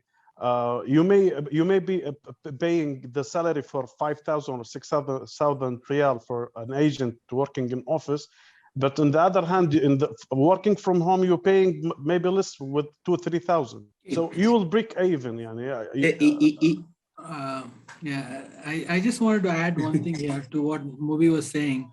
Now, see, I'll tell you, I'm talking about the life stats, right? After all this investment that we have done, rentals, procuring machines, like I said, we ended up having close to 10,000 machines additionally added to our inventory, around 50%. Then, when you look at the profitability, we ended up increasing our profits by around 3 to 4%. So the reason was like, see, there are two components to any cost, right? One is a payroll cost, and then there's overhead cost. Overhead cost includes your rent, electricity, right? Your communication cost, your transport cost if you're providing transport to the people, and then you have administrative cost, admin cost, housekeeping. So there is so much which is involved, which is contributing close to about 30% of our cost, right? Maybe if we say payroll cost, exceptions apart, I would not say that we kind of decrease the salaries of the employees. Employees continue to get what they are getting, and our pay slabs remains the same, even if we are deploying more people. But surprisingly, we have added close to 3,000 people in the last 1 year without adding even one seat in office, right? So that is the cost of kit outs, building those, that facilities. That is also goes to millions of dollars. So when we holistically look at the cost benefits that we get, right, we could definitely, we have seen it. We have experienced a good 3 to 4% increase in our profitability. So from that perspective, I would say that, this is definitely going to be, profitable for any company working from home. In addition to the shrinkages, productivity, there are different ways. I would say the production hours had increased to begin with, but the productivity remains the same. The production hours have increased because over a period of time, our incentives are all based on the productivity targets. Now, if I'm supposed to take 40 calls, right? If I'm just limping, or maybe because of my technology constraints, the system issues and all those things, but still we have seen. I may not consider direct correlation to the call environment, but for a non-voice environment, if you look at it, they completely operate with the productivity targets. Now, if somebody is supposed to do 100 charts per day, now if that person, whether he's working in office, he would take about 8 hours. But if that guy, because of some slowness issues and so on and so forth, but still, we have definitely seen an increase in the production hours. There are people who are stretching as high as they are giving us production hours of 8 hours 30 minutes to achieve those 100 charts. And that flexibility is also increased, which in an office environment would not have been possible, because we normally use the shift seat twice, right? For example, if somebody is logging in 9 to 5, at 5 o'clock, there's one more night shift guy who will come in. He has to vacate the seat, but that kind of a situation is not arising to work from home. So these are some of the things which have really helped, I would say, and which the clients are also aware of, right? So it's like if you ask me break even, we have actually broken even, and then we are going in the positive in terms of the profitability. That's good to know, Siraj. It's really one serious challenge, Siraj, over here. Okay. Not wanting to put across any specific companies, but I think when we talk about 8 hours, an agent, okay, from an individual perspective, an agent, he should be able to deliver 7 hours, 7.5, 8 hours, 8.5. We focus on profitability of 3% increase, 4% increase. So of course, we know that in this industry, there are always two aspects to cost. Okay, the technology aspect and the human aspect. We, coming from a workforce management perspective, we always focus on the workforce. We try to pressurize our staff, okay, deliver it, or reduce the shrinkage from 25 to 23, 1%, how it is impacting on cost by 0.00 something percentage. But we choose to, and this is a serious problem across the industry, where we choose to keep a blind eye on the technology front. And I am referring to the point where we are focusing to bring technology for the sake of technology, not for the improvement. And I have a very elaborative examples as well, especially when the new term of speech analytics comes into picture, or the voice-based speech analytics in the IVRs. Most of the banks in India and even abroad, they welcome the technology, but eventually they ended up using the technology for the sake of technology. it has the same old few questions converted into speech analytics and the same old redundant flows where you have to press buttons. So it actually never did bring any substantial benefit to a customer experience. That's the number one point. And number 2 point, and I would seriously want Deepak to address this, that especially when we talk about CRMs or any technology, as a matter of fact, from CRMs to analytics to ACDs to any specific risk management softwares. And there are multiple technologies, multiple brands out there. And big legacy companies, they always choose the top brands. I don't want to finger point, but those top brands comes with a premium pricing when it comes to technology. And those premium pricing comes with 10,000 features, where eventually the end user, who is the agent, would end up using maybe 60% or 70% of the features. And those 30% premium features for which you have paid that premium cost are never used, never implemented in an organization from top to bottom. Or maybe at a very low level, those benefits would be used. But we always focus on cost reduction from an agent's perspective, maybe reduce their salary because they are working from home. And we are not pumping the money in the economy, but we are pumping the money in those technological organizations where we are beefing up their profits. And we never choose to move away from those technology for a very, very long term. We can terminate the agent maybe on a monthly basis, on a weekly basis, or maybe, we can change the entire workforce or entire management in a span of 2 months, 3 months. But when it comes to changing the technology, people, especially at the top, they are very redundant. Maybe they don't want to switch to a simpler or a cost-effective CRMs or because they want to be associated with that brand. Or maybe even some vendor-based organizations who are a big name in outsourcing. Either they plan to be associated with certain top brands who provides the technology because they want to showcase, and that is what's prevailing. And we are not addressing this question, and it's always hidden. Like, some companies would come back and say, hey, we want these technologies, even though they might not be aware of the entire features. But because those names are prevailing in the market, we go ahead with those CRMs, we go ahead with those ACDs, we go ahead with those analytical softwares. So how flexible we want to be when we talk about the next phase of cost saving, and not just from a manpower perspective, but from a technological perspective. As I always say, the WFM is not, it's not a group, but it's a chain of system. And in Arabic, we would say, فَصَلُوا أَحْلَ الذِّكْرِ إِن كُنْتُمْ لَا تَعْلَمُونَ. If we don't know anything, we ask.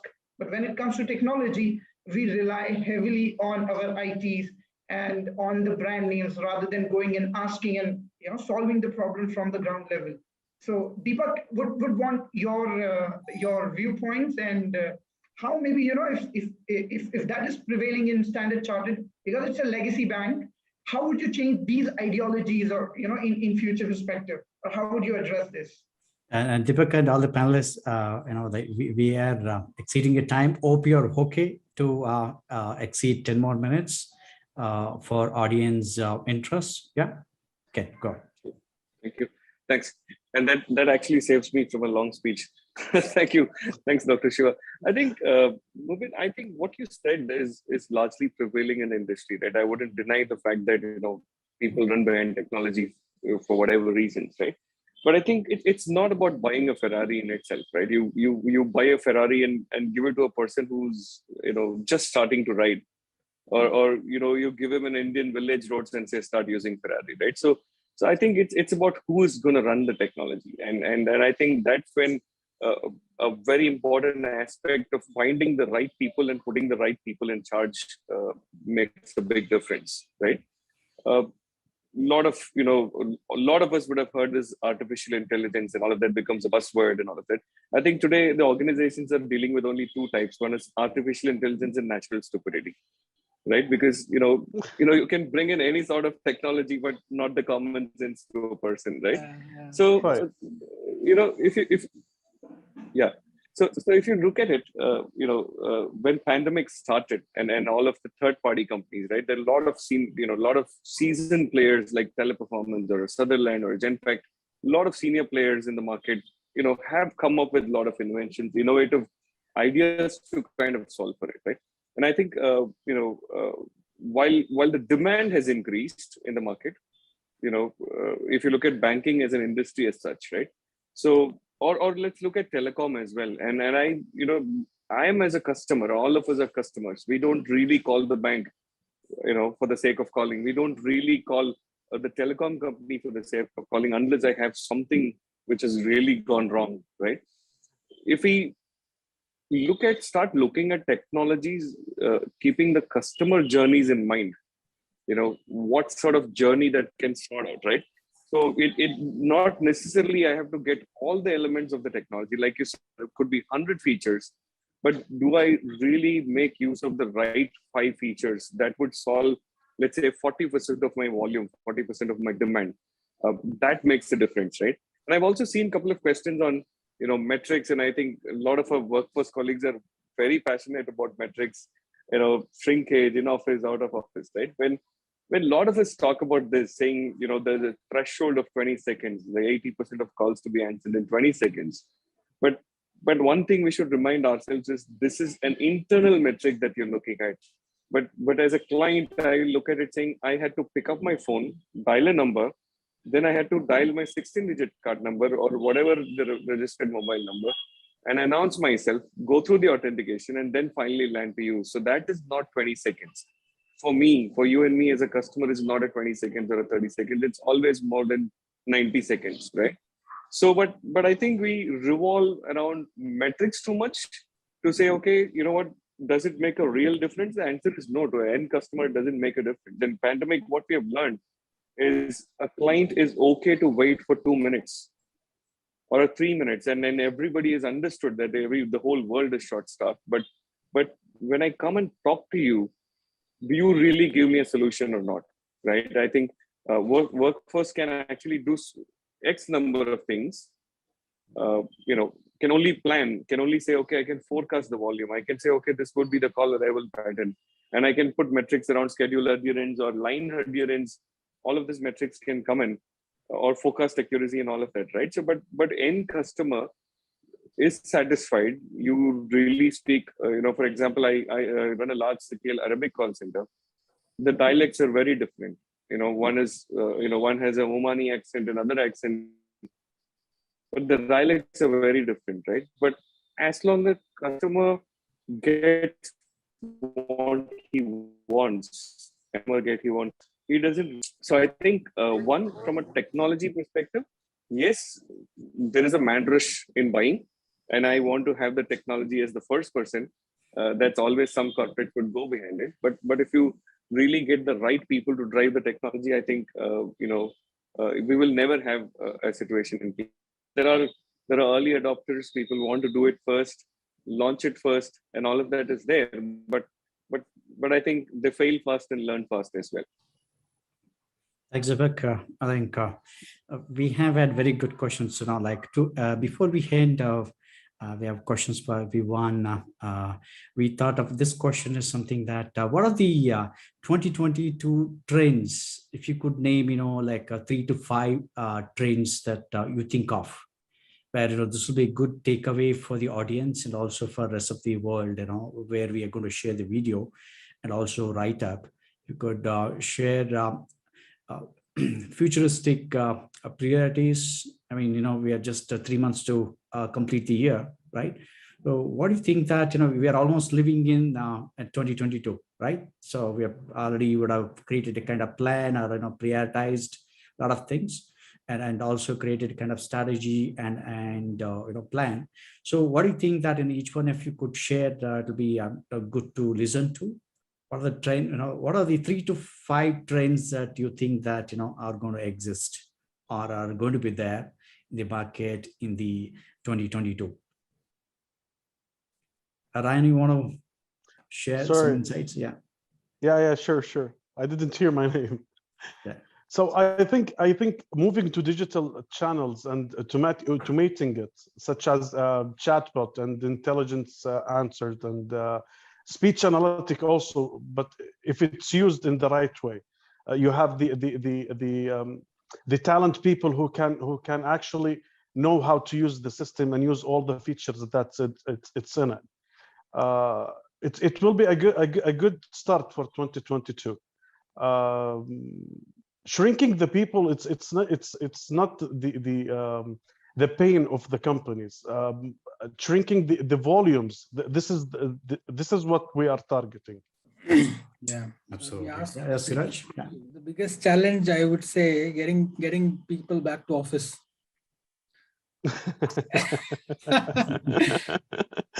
Right. So I'll tell you why, because we have a plan, right? Things in all the amendments that we have done on our contracts, it is only on a temporary work from home solution, right? So we are not gone there for a permanent work from home solution with or maybe a contract with the clients. So the clients have started asking, okay, when are you getting people back to office? So when we go back to people asking them, I mean, anyways, there is a percentage that we apply 10% incremental. By March, we might be around 70% back to office, 30% permanent work from home.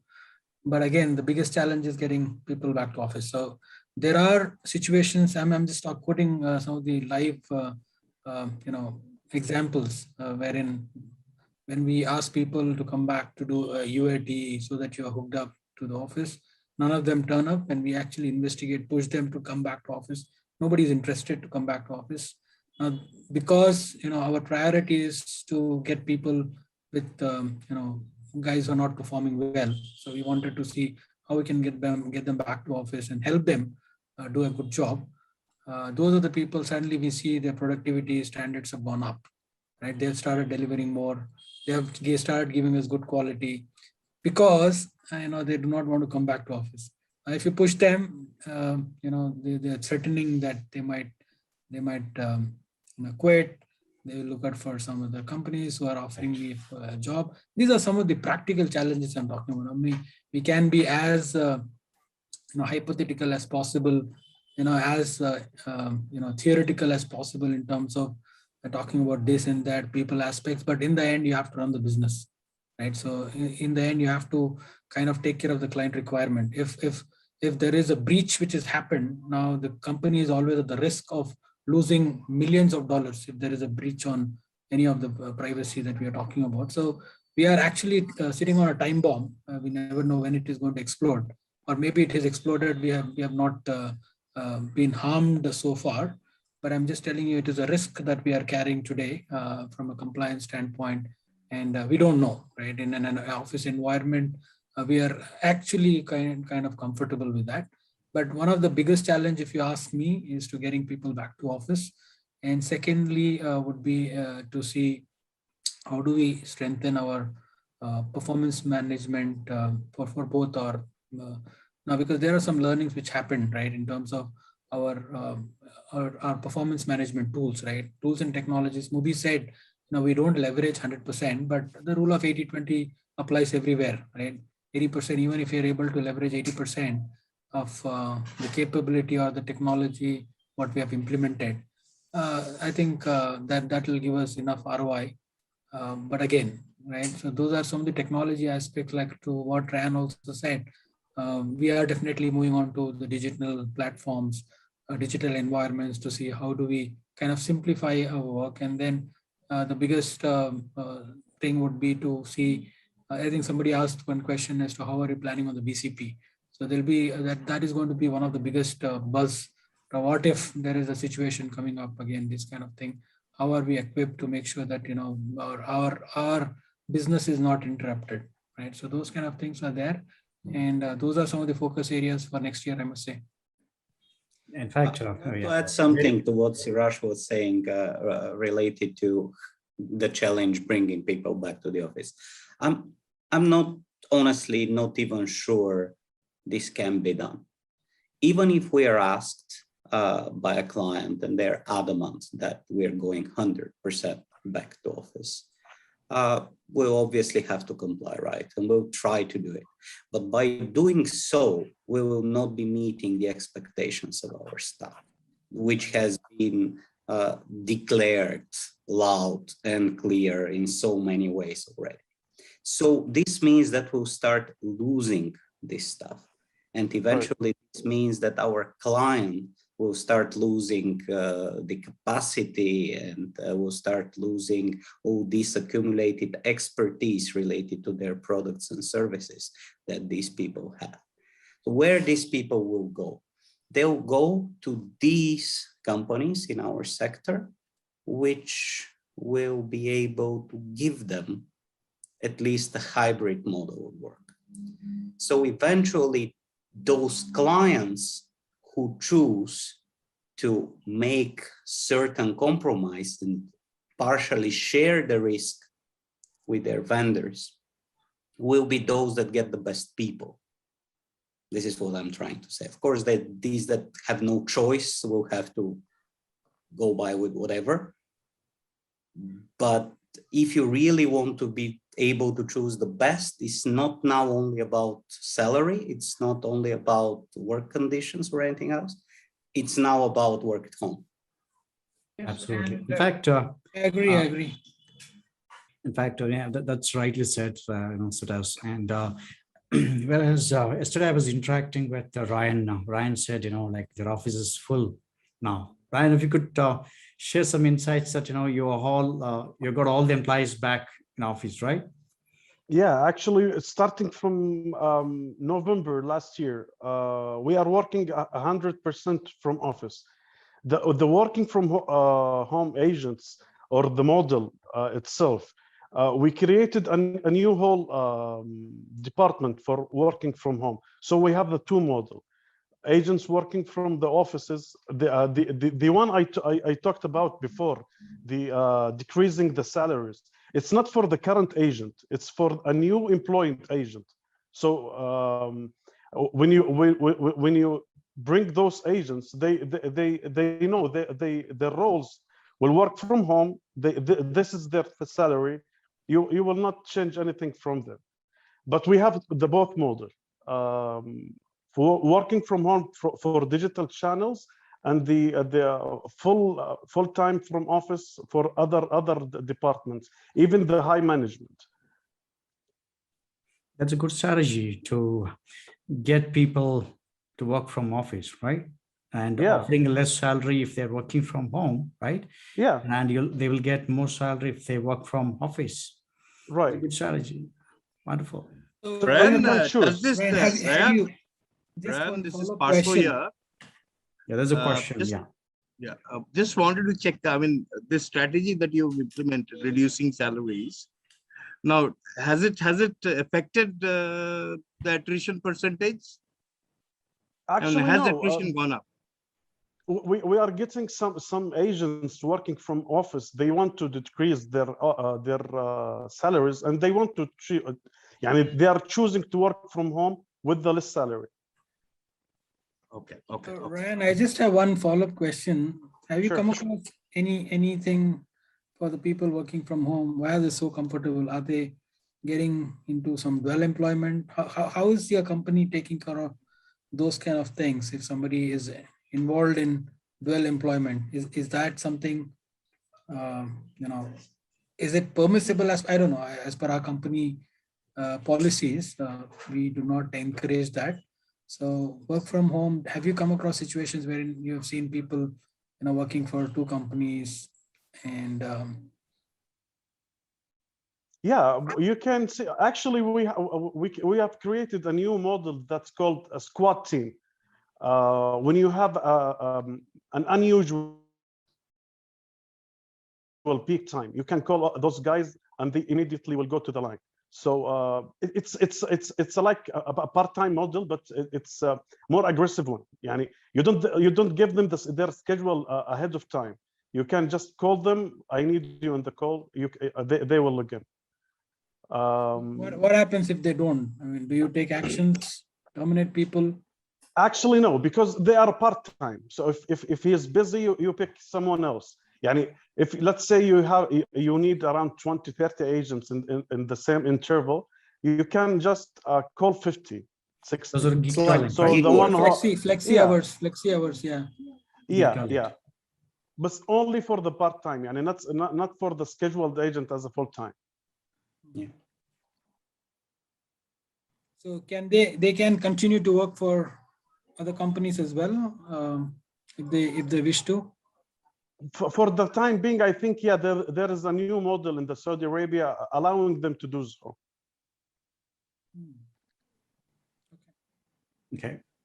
Yeah, and that's again related to the local labor law, right? In Right, Yeah. right. countries, you'll be able to pull it off, in others not. And that's I was saying in my presentation. We really need to be looking at the governments. Really need to be looking at some legislation around the new normal, because all of these options are actually not there in so many geographies.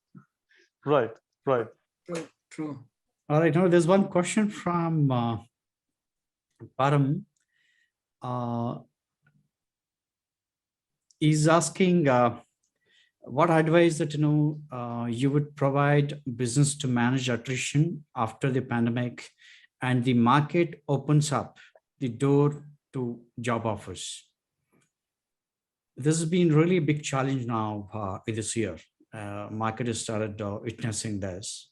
Would you have any insights on this? Can I repeat the question? Yeah. Okay. What advice you would provide to business to manage the attrition after the pandemic, and the market opens up doors to job offers? I think the sorry, go ahead. employee satisfaction. So if you raise up the employee satisfaction model, the attrition percentage will go down. So you need to check what actually is harming the agents or the employee in the offices. What can you do for them to make them love to stay? Learn to ask your employees what they want. That's of course easier way to figure it out. Any other insights from anyone? There are only two things which will motivate anybody: money and learning, growth. Yeah. So beyond a point, that's true. Sometimes I would say, if you ask me, sometimes there is good attrition also. There should be, fresh blood flowing into the system. And for us, I mean, if it is an outsourced business, we always want our, as we proceed, we do not want an agent for the last 5 years, 6 years, if he is not able to elevate to the next level, if he does not have the capability, he's just adding cost, right? So either he should increase the capability to, that is a growth which we'll have to which we'll have to present it to that employee. If he's able to grow and elevate him to the next level, and then money is always a motivation.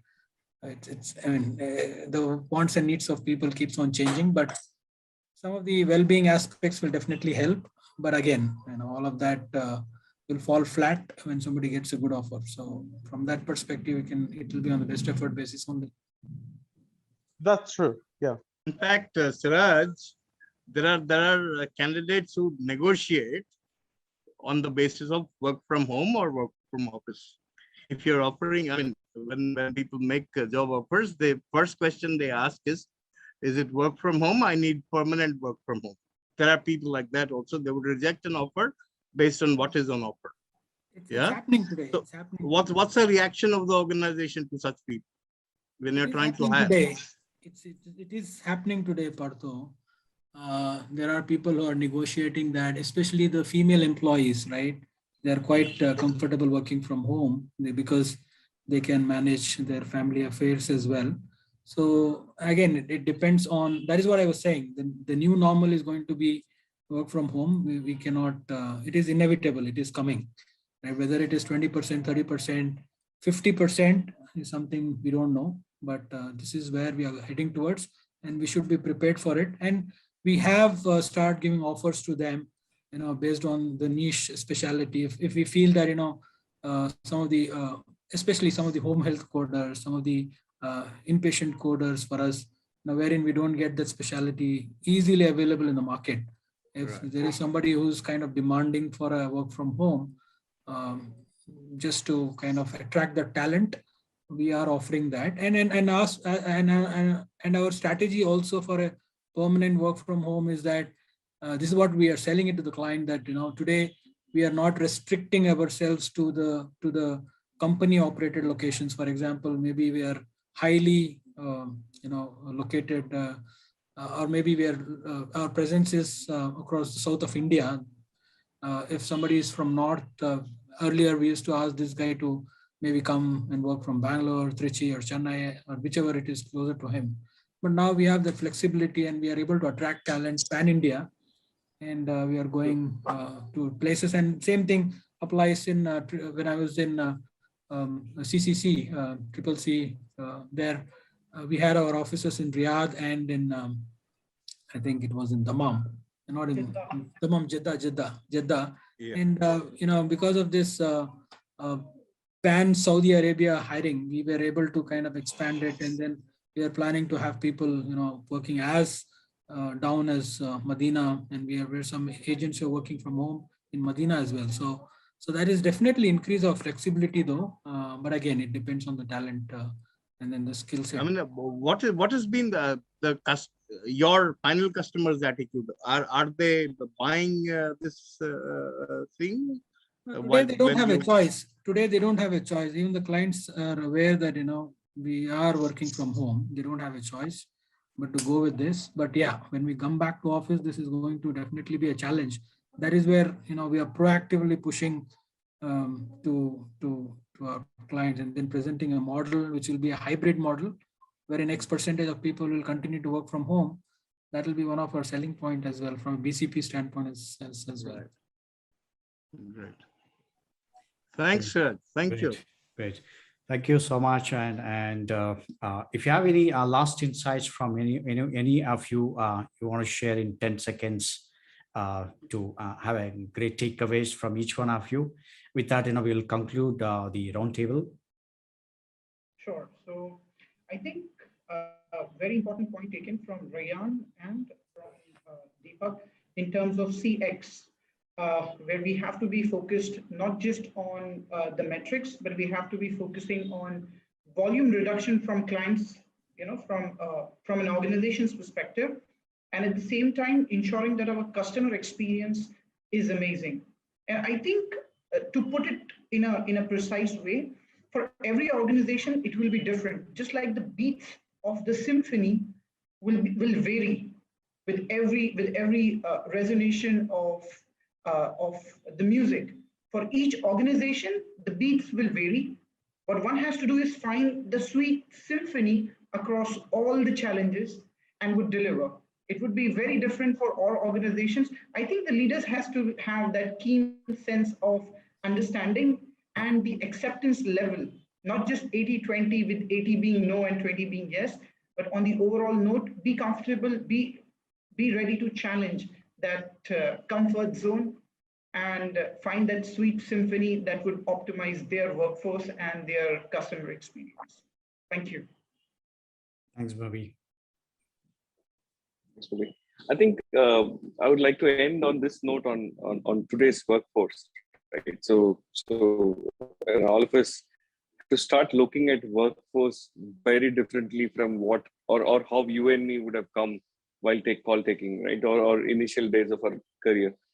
The past workforce actually came to work more from a living point of view. In fact, they were bonded laborers and they didn't bother about anything. That those could be, somebody is the past workforce. And the current workforce, and most probably all of us today, are working for standards of living, right? So do I earn money to pay my EMI, to my household, to buy a nice car, etc., that we actually focus more on standards of living, right? The future workforce are not bothered about living, not bothered about standards of living, because you and me have given it to our kids today. I think they're focusing more, and especially when you look at Gen Zs and so late millennials, they're all focusing on quality of life. though they don't need a fancy car. All they need is a Kareem ride or a Uber ride, right? So why do I need to spend on a fancy car? And why do I really look at something that what materialistic what it was? Pat on the back from the boss will make a huge difference to you and me, and he'll say don't, right? So that's how it is. So the quality of life is what they're focusing on, and I think the mid managers, the middle management, and the senior management, I think they'll have to start looking at it from a future workforce point of view. It could be small things, right? How is my workplace looking? How is my colleague? There are people who take or accept and reject the offer. There are people I've seen who come to the office on a day one and say, you know what, I don't think this is the place for me to work. And it happens even in brands like Apple, right? So there's no harm to any brand. Any brand, somebody say, okay, this is not working out for me. There are kids who say, you know what, I'm good. I know what I'm doing, and I don't really want to go by your advice, right? So I think that workforce is what is going to be a majority of our workforce in future. I think the organizations have to start getting ready for that very soon. Absolutely. Very, very well said, Deepak. I mean, this is something that, very challenging for every one of us to get set and ready for that. Absolutely. Very well said. Thanks. How about Swetos? Ryan, you go ahead. I think in the meantime, Sure. by the time he comes back, yeah. I think the big challenge is to change the mindset of the current workforce.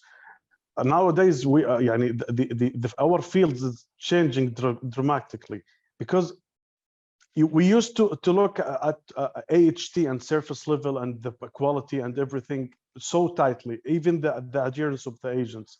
So we are closing his life off, and he cannot move anywhere. Now we have to bring another model or another platform on the table. We need to look for their lifestyle, the comfortable of their work in office and at home and everywhere. So I think people motivation is a very, very key indicator in the future of 2022.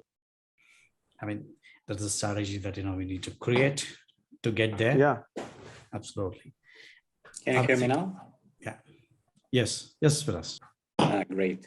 I had to rejoin the meeting. For some reason, I wasn't able to unmute myself. Okay. I guess we'll have to eventually get used to this part of the new normal. As can you hear me being the main catchphrase of everyone around? Mm-hmm.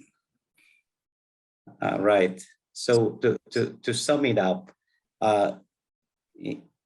it is my opinion, and I believe it is our mutual opinion, that there will be a new normal. And this new normal will involve, for sure, work at home. It is our main goal in the next months, up to 1 year, up until we're done with the COVID pandemic. We need to agree with our clients what the new normal will look like. And we need to understand that only by sharing the risks and making compromises, we can build something that works. If we keep our adamant positions that certain red lines cannot be crossed, and we keep the red lines where they stand at the moment, we will not be able to address the expectations of our workforce, especially the younger generations, that this was already mentioned. This is not just our business mission. I believe that we are changing the world society today. And it is our obligation as business leaders to give our contribution here. Absolutely. Siraj, go. The key takeaway would be to, one thing, we have to heavily invest in the technology front, right? So that, some of these monotonous, redundant activities that we are doing can be automated.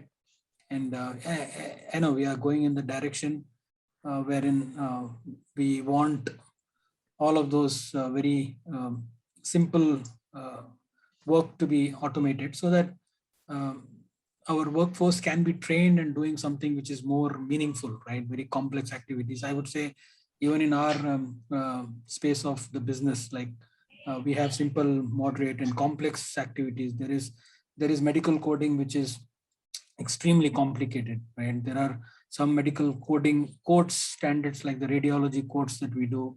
They're very simple codes, which I think almost 70% as we speak today has been almost automated using bots and RPAs. So that is something which we will have to do over a period of time, and that is one key takeaway from this session. I would say that investing in technology, if we don't do it, somebody else will do it, right? So that is there. I mean, that's the nature of the business we are in.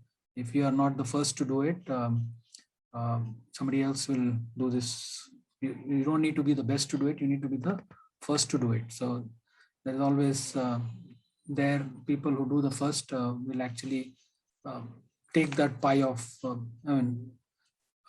whatever benefits that they reap from that. So that is one, and the second thing would be on the work from home, bringing in, again, I would say, technologies which will give our clients confidence as to that it is in safe hands. Even if we are working from home, we are ensuring that the clients, because to be honest with you, the clients are very nervous today, right? As we speak, while they are okay to compromise in some aspects, but again, everybody is kind of very nervous on what is happening on their data, especially the PHI information and so on and so forth. So we just need to build that confidence with our clients, so that they are comfortable, and that will eventually lead to employee well-being as well. So we can definitely, if we are able to invest in technology and show that confidence to the clients that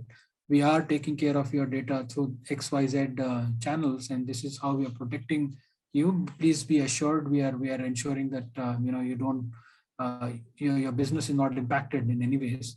Then obviously, if they allow us to work from home more, probably we can kind of one, be more profitable as a company as well, and also we can take care of the employee well-being. Today, retention strategy, most of the times, one of the retention strategy from an HR standpoint is that, okay, today it has become like, okay, now do you want to work from office or work from home? So if I give you work from home, do you want to stay back with us?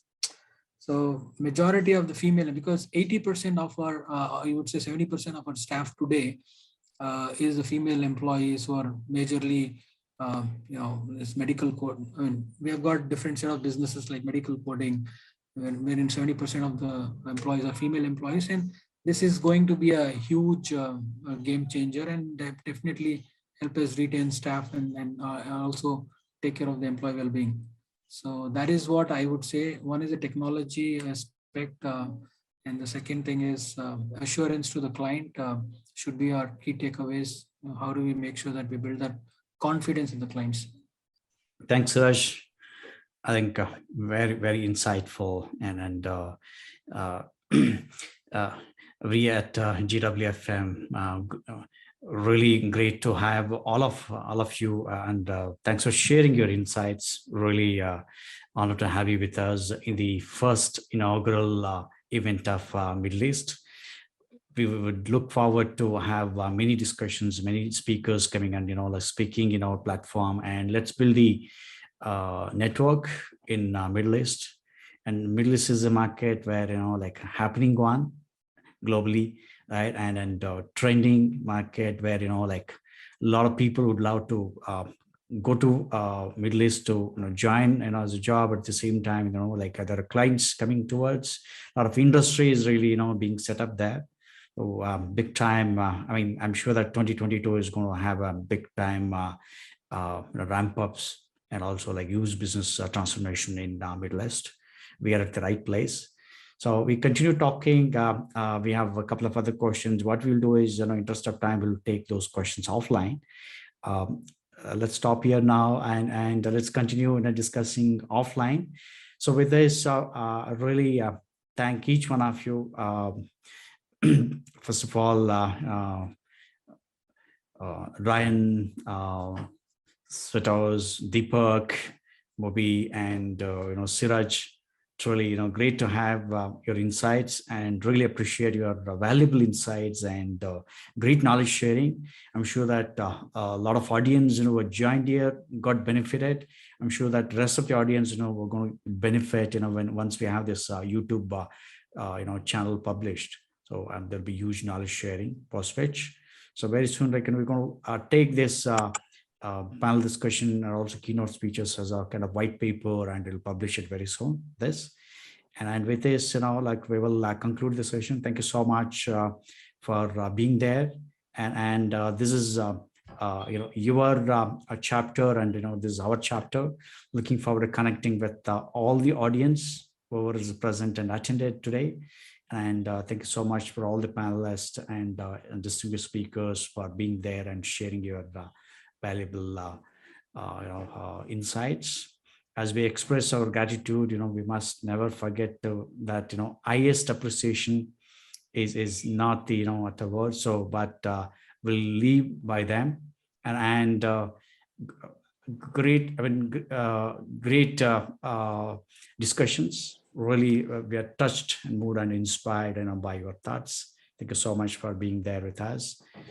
From GWFM, we express the deepest gratitude for all the speakers for your valuable time. I know today is working day for all of us except Siraj and Svetos and Mobi. And despite all that, spend time and sharing your insights. And also we thank audience for taking your time for listening to the great speakers. With this, thank you so much. With this, we'll conclude. Have a wonderful day and wonderful weekend. Looking forward to connecting with each one of you. Okay, wonderful. Thank you. Thank you. Thanks everyone. Thank you so much. Thank you. Thanks. Thank you. Okay. Thanks, everyone. Looking forward to connecting. Meeting you. Bye. Thank you. Thanks, everyone.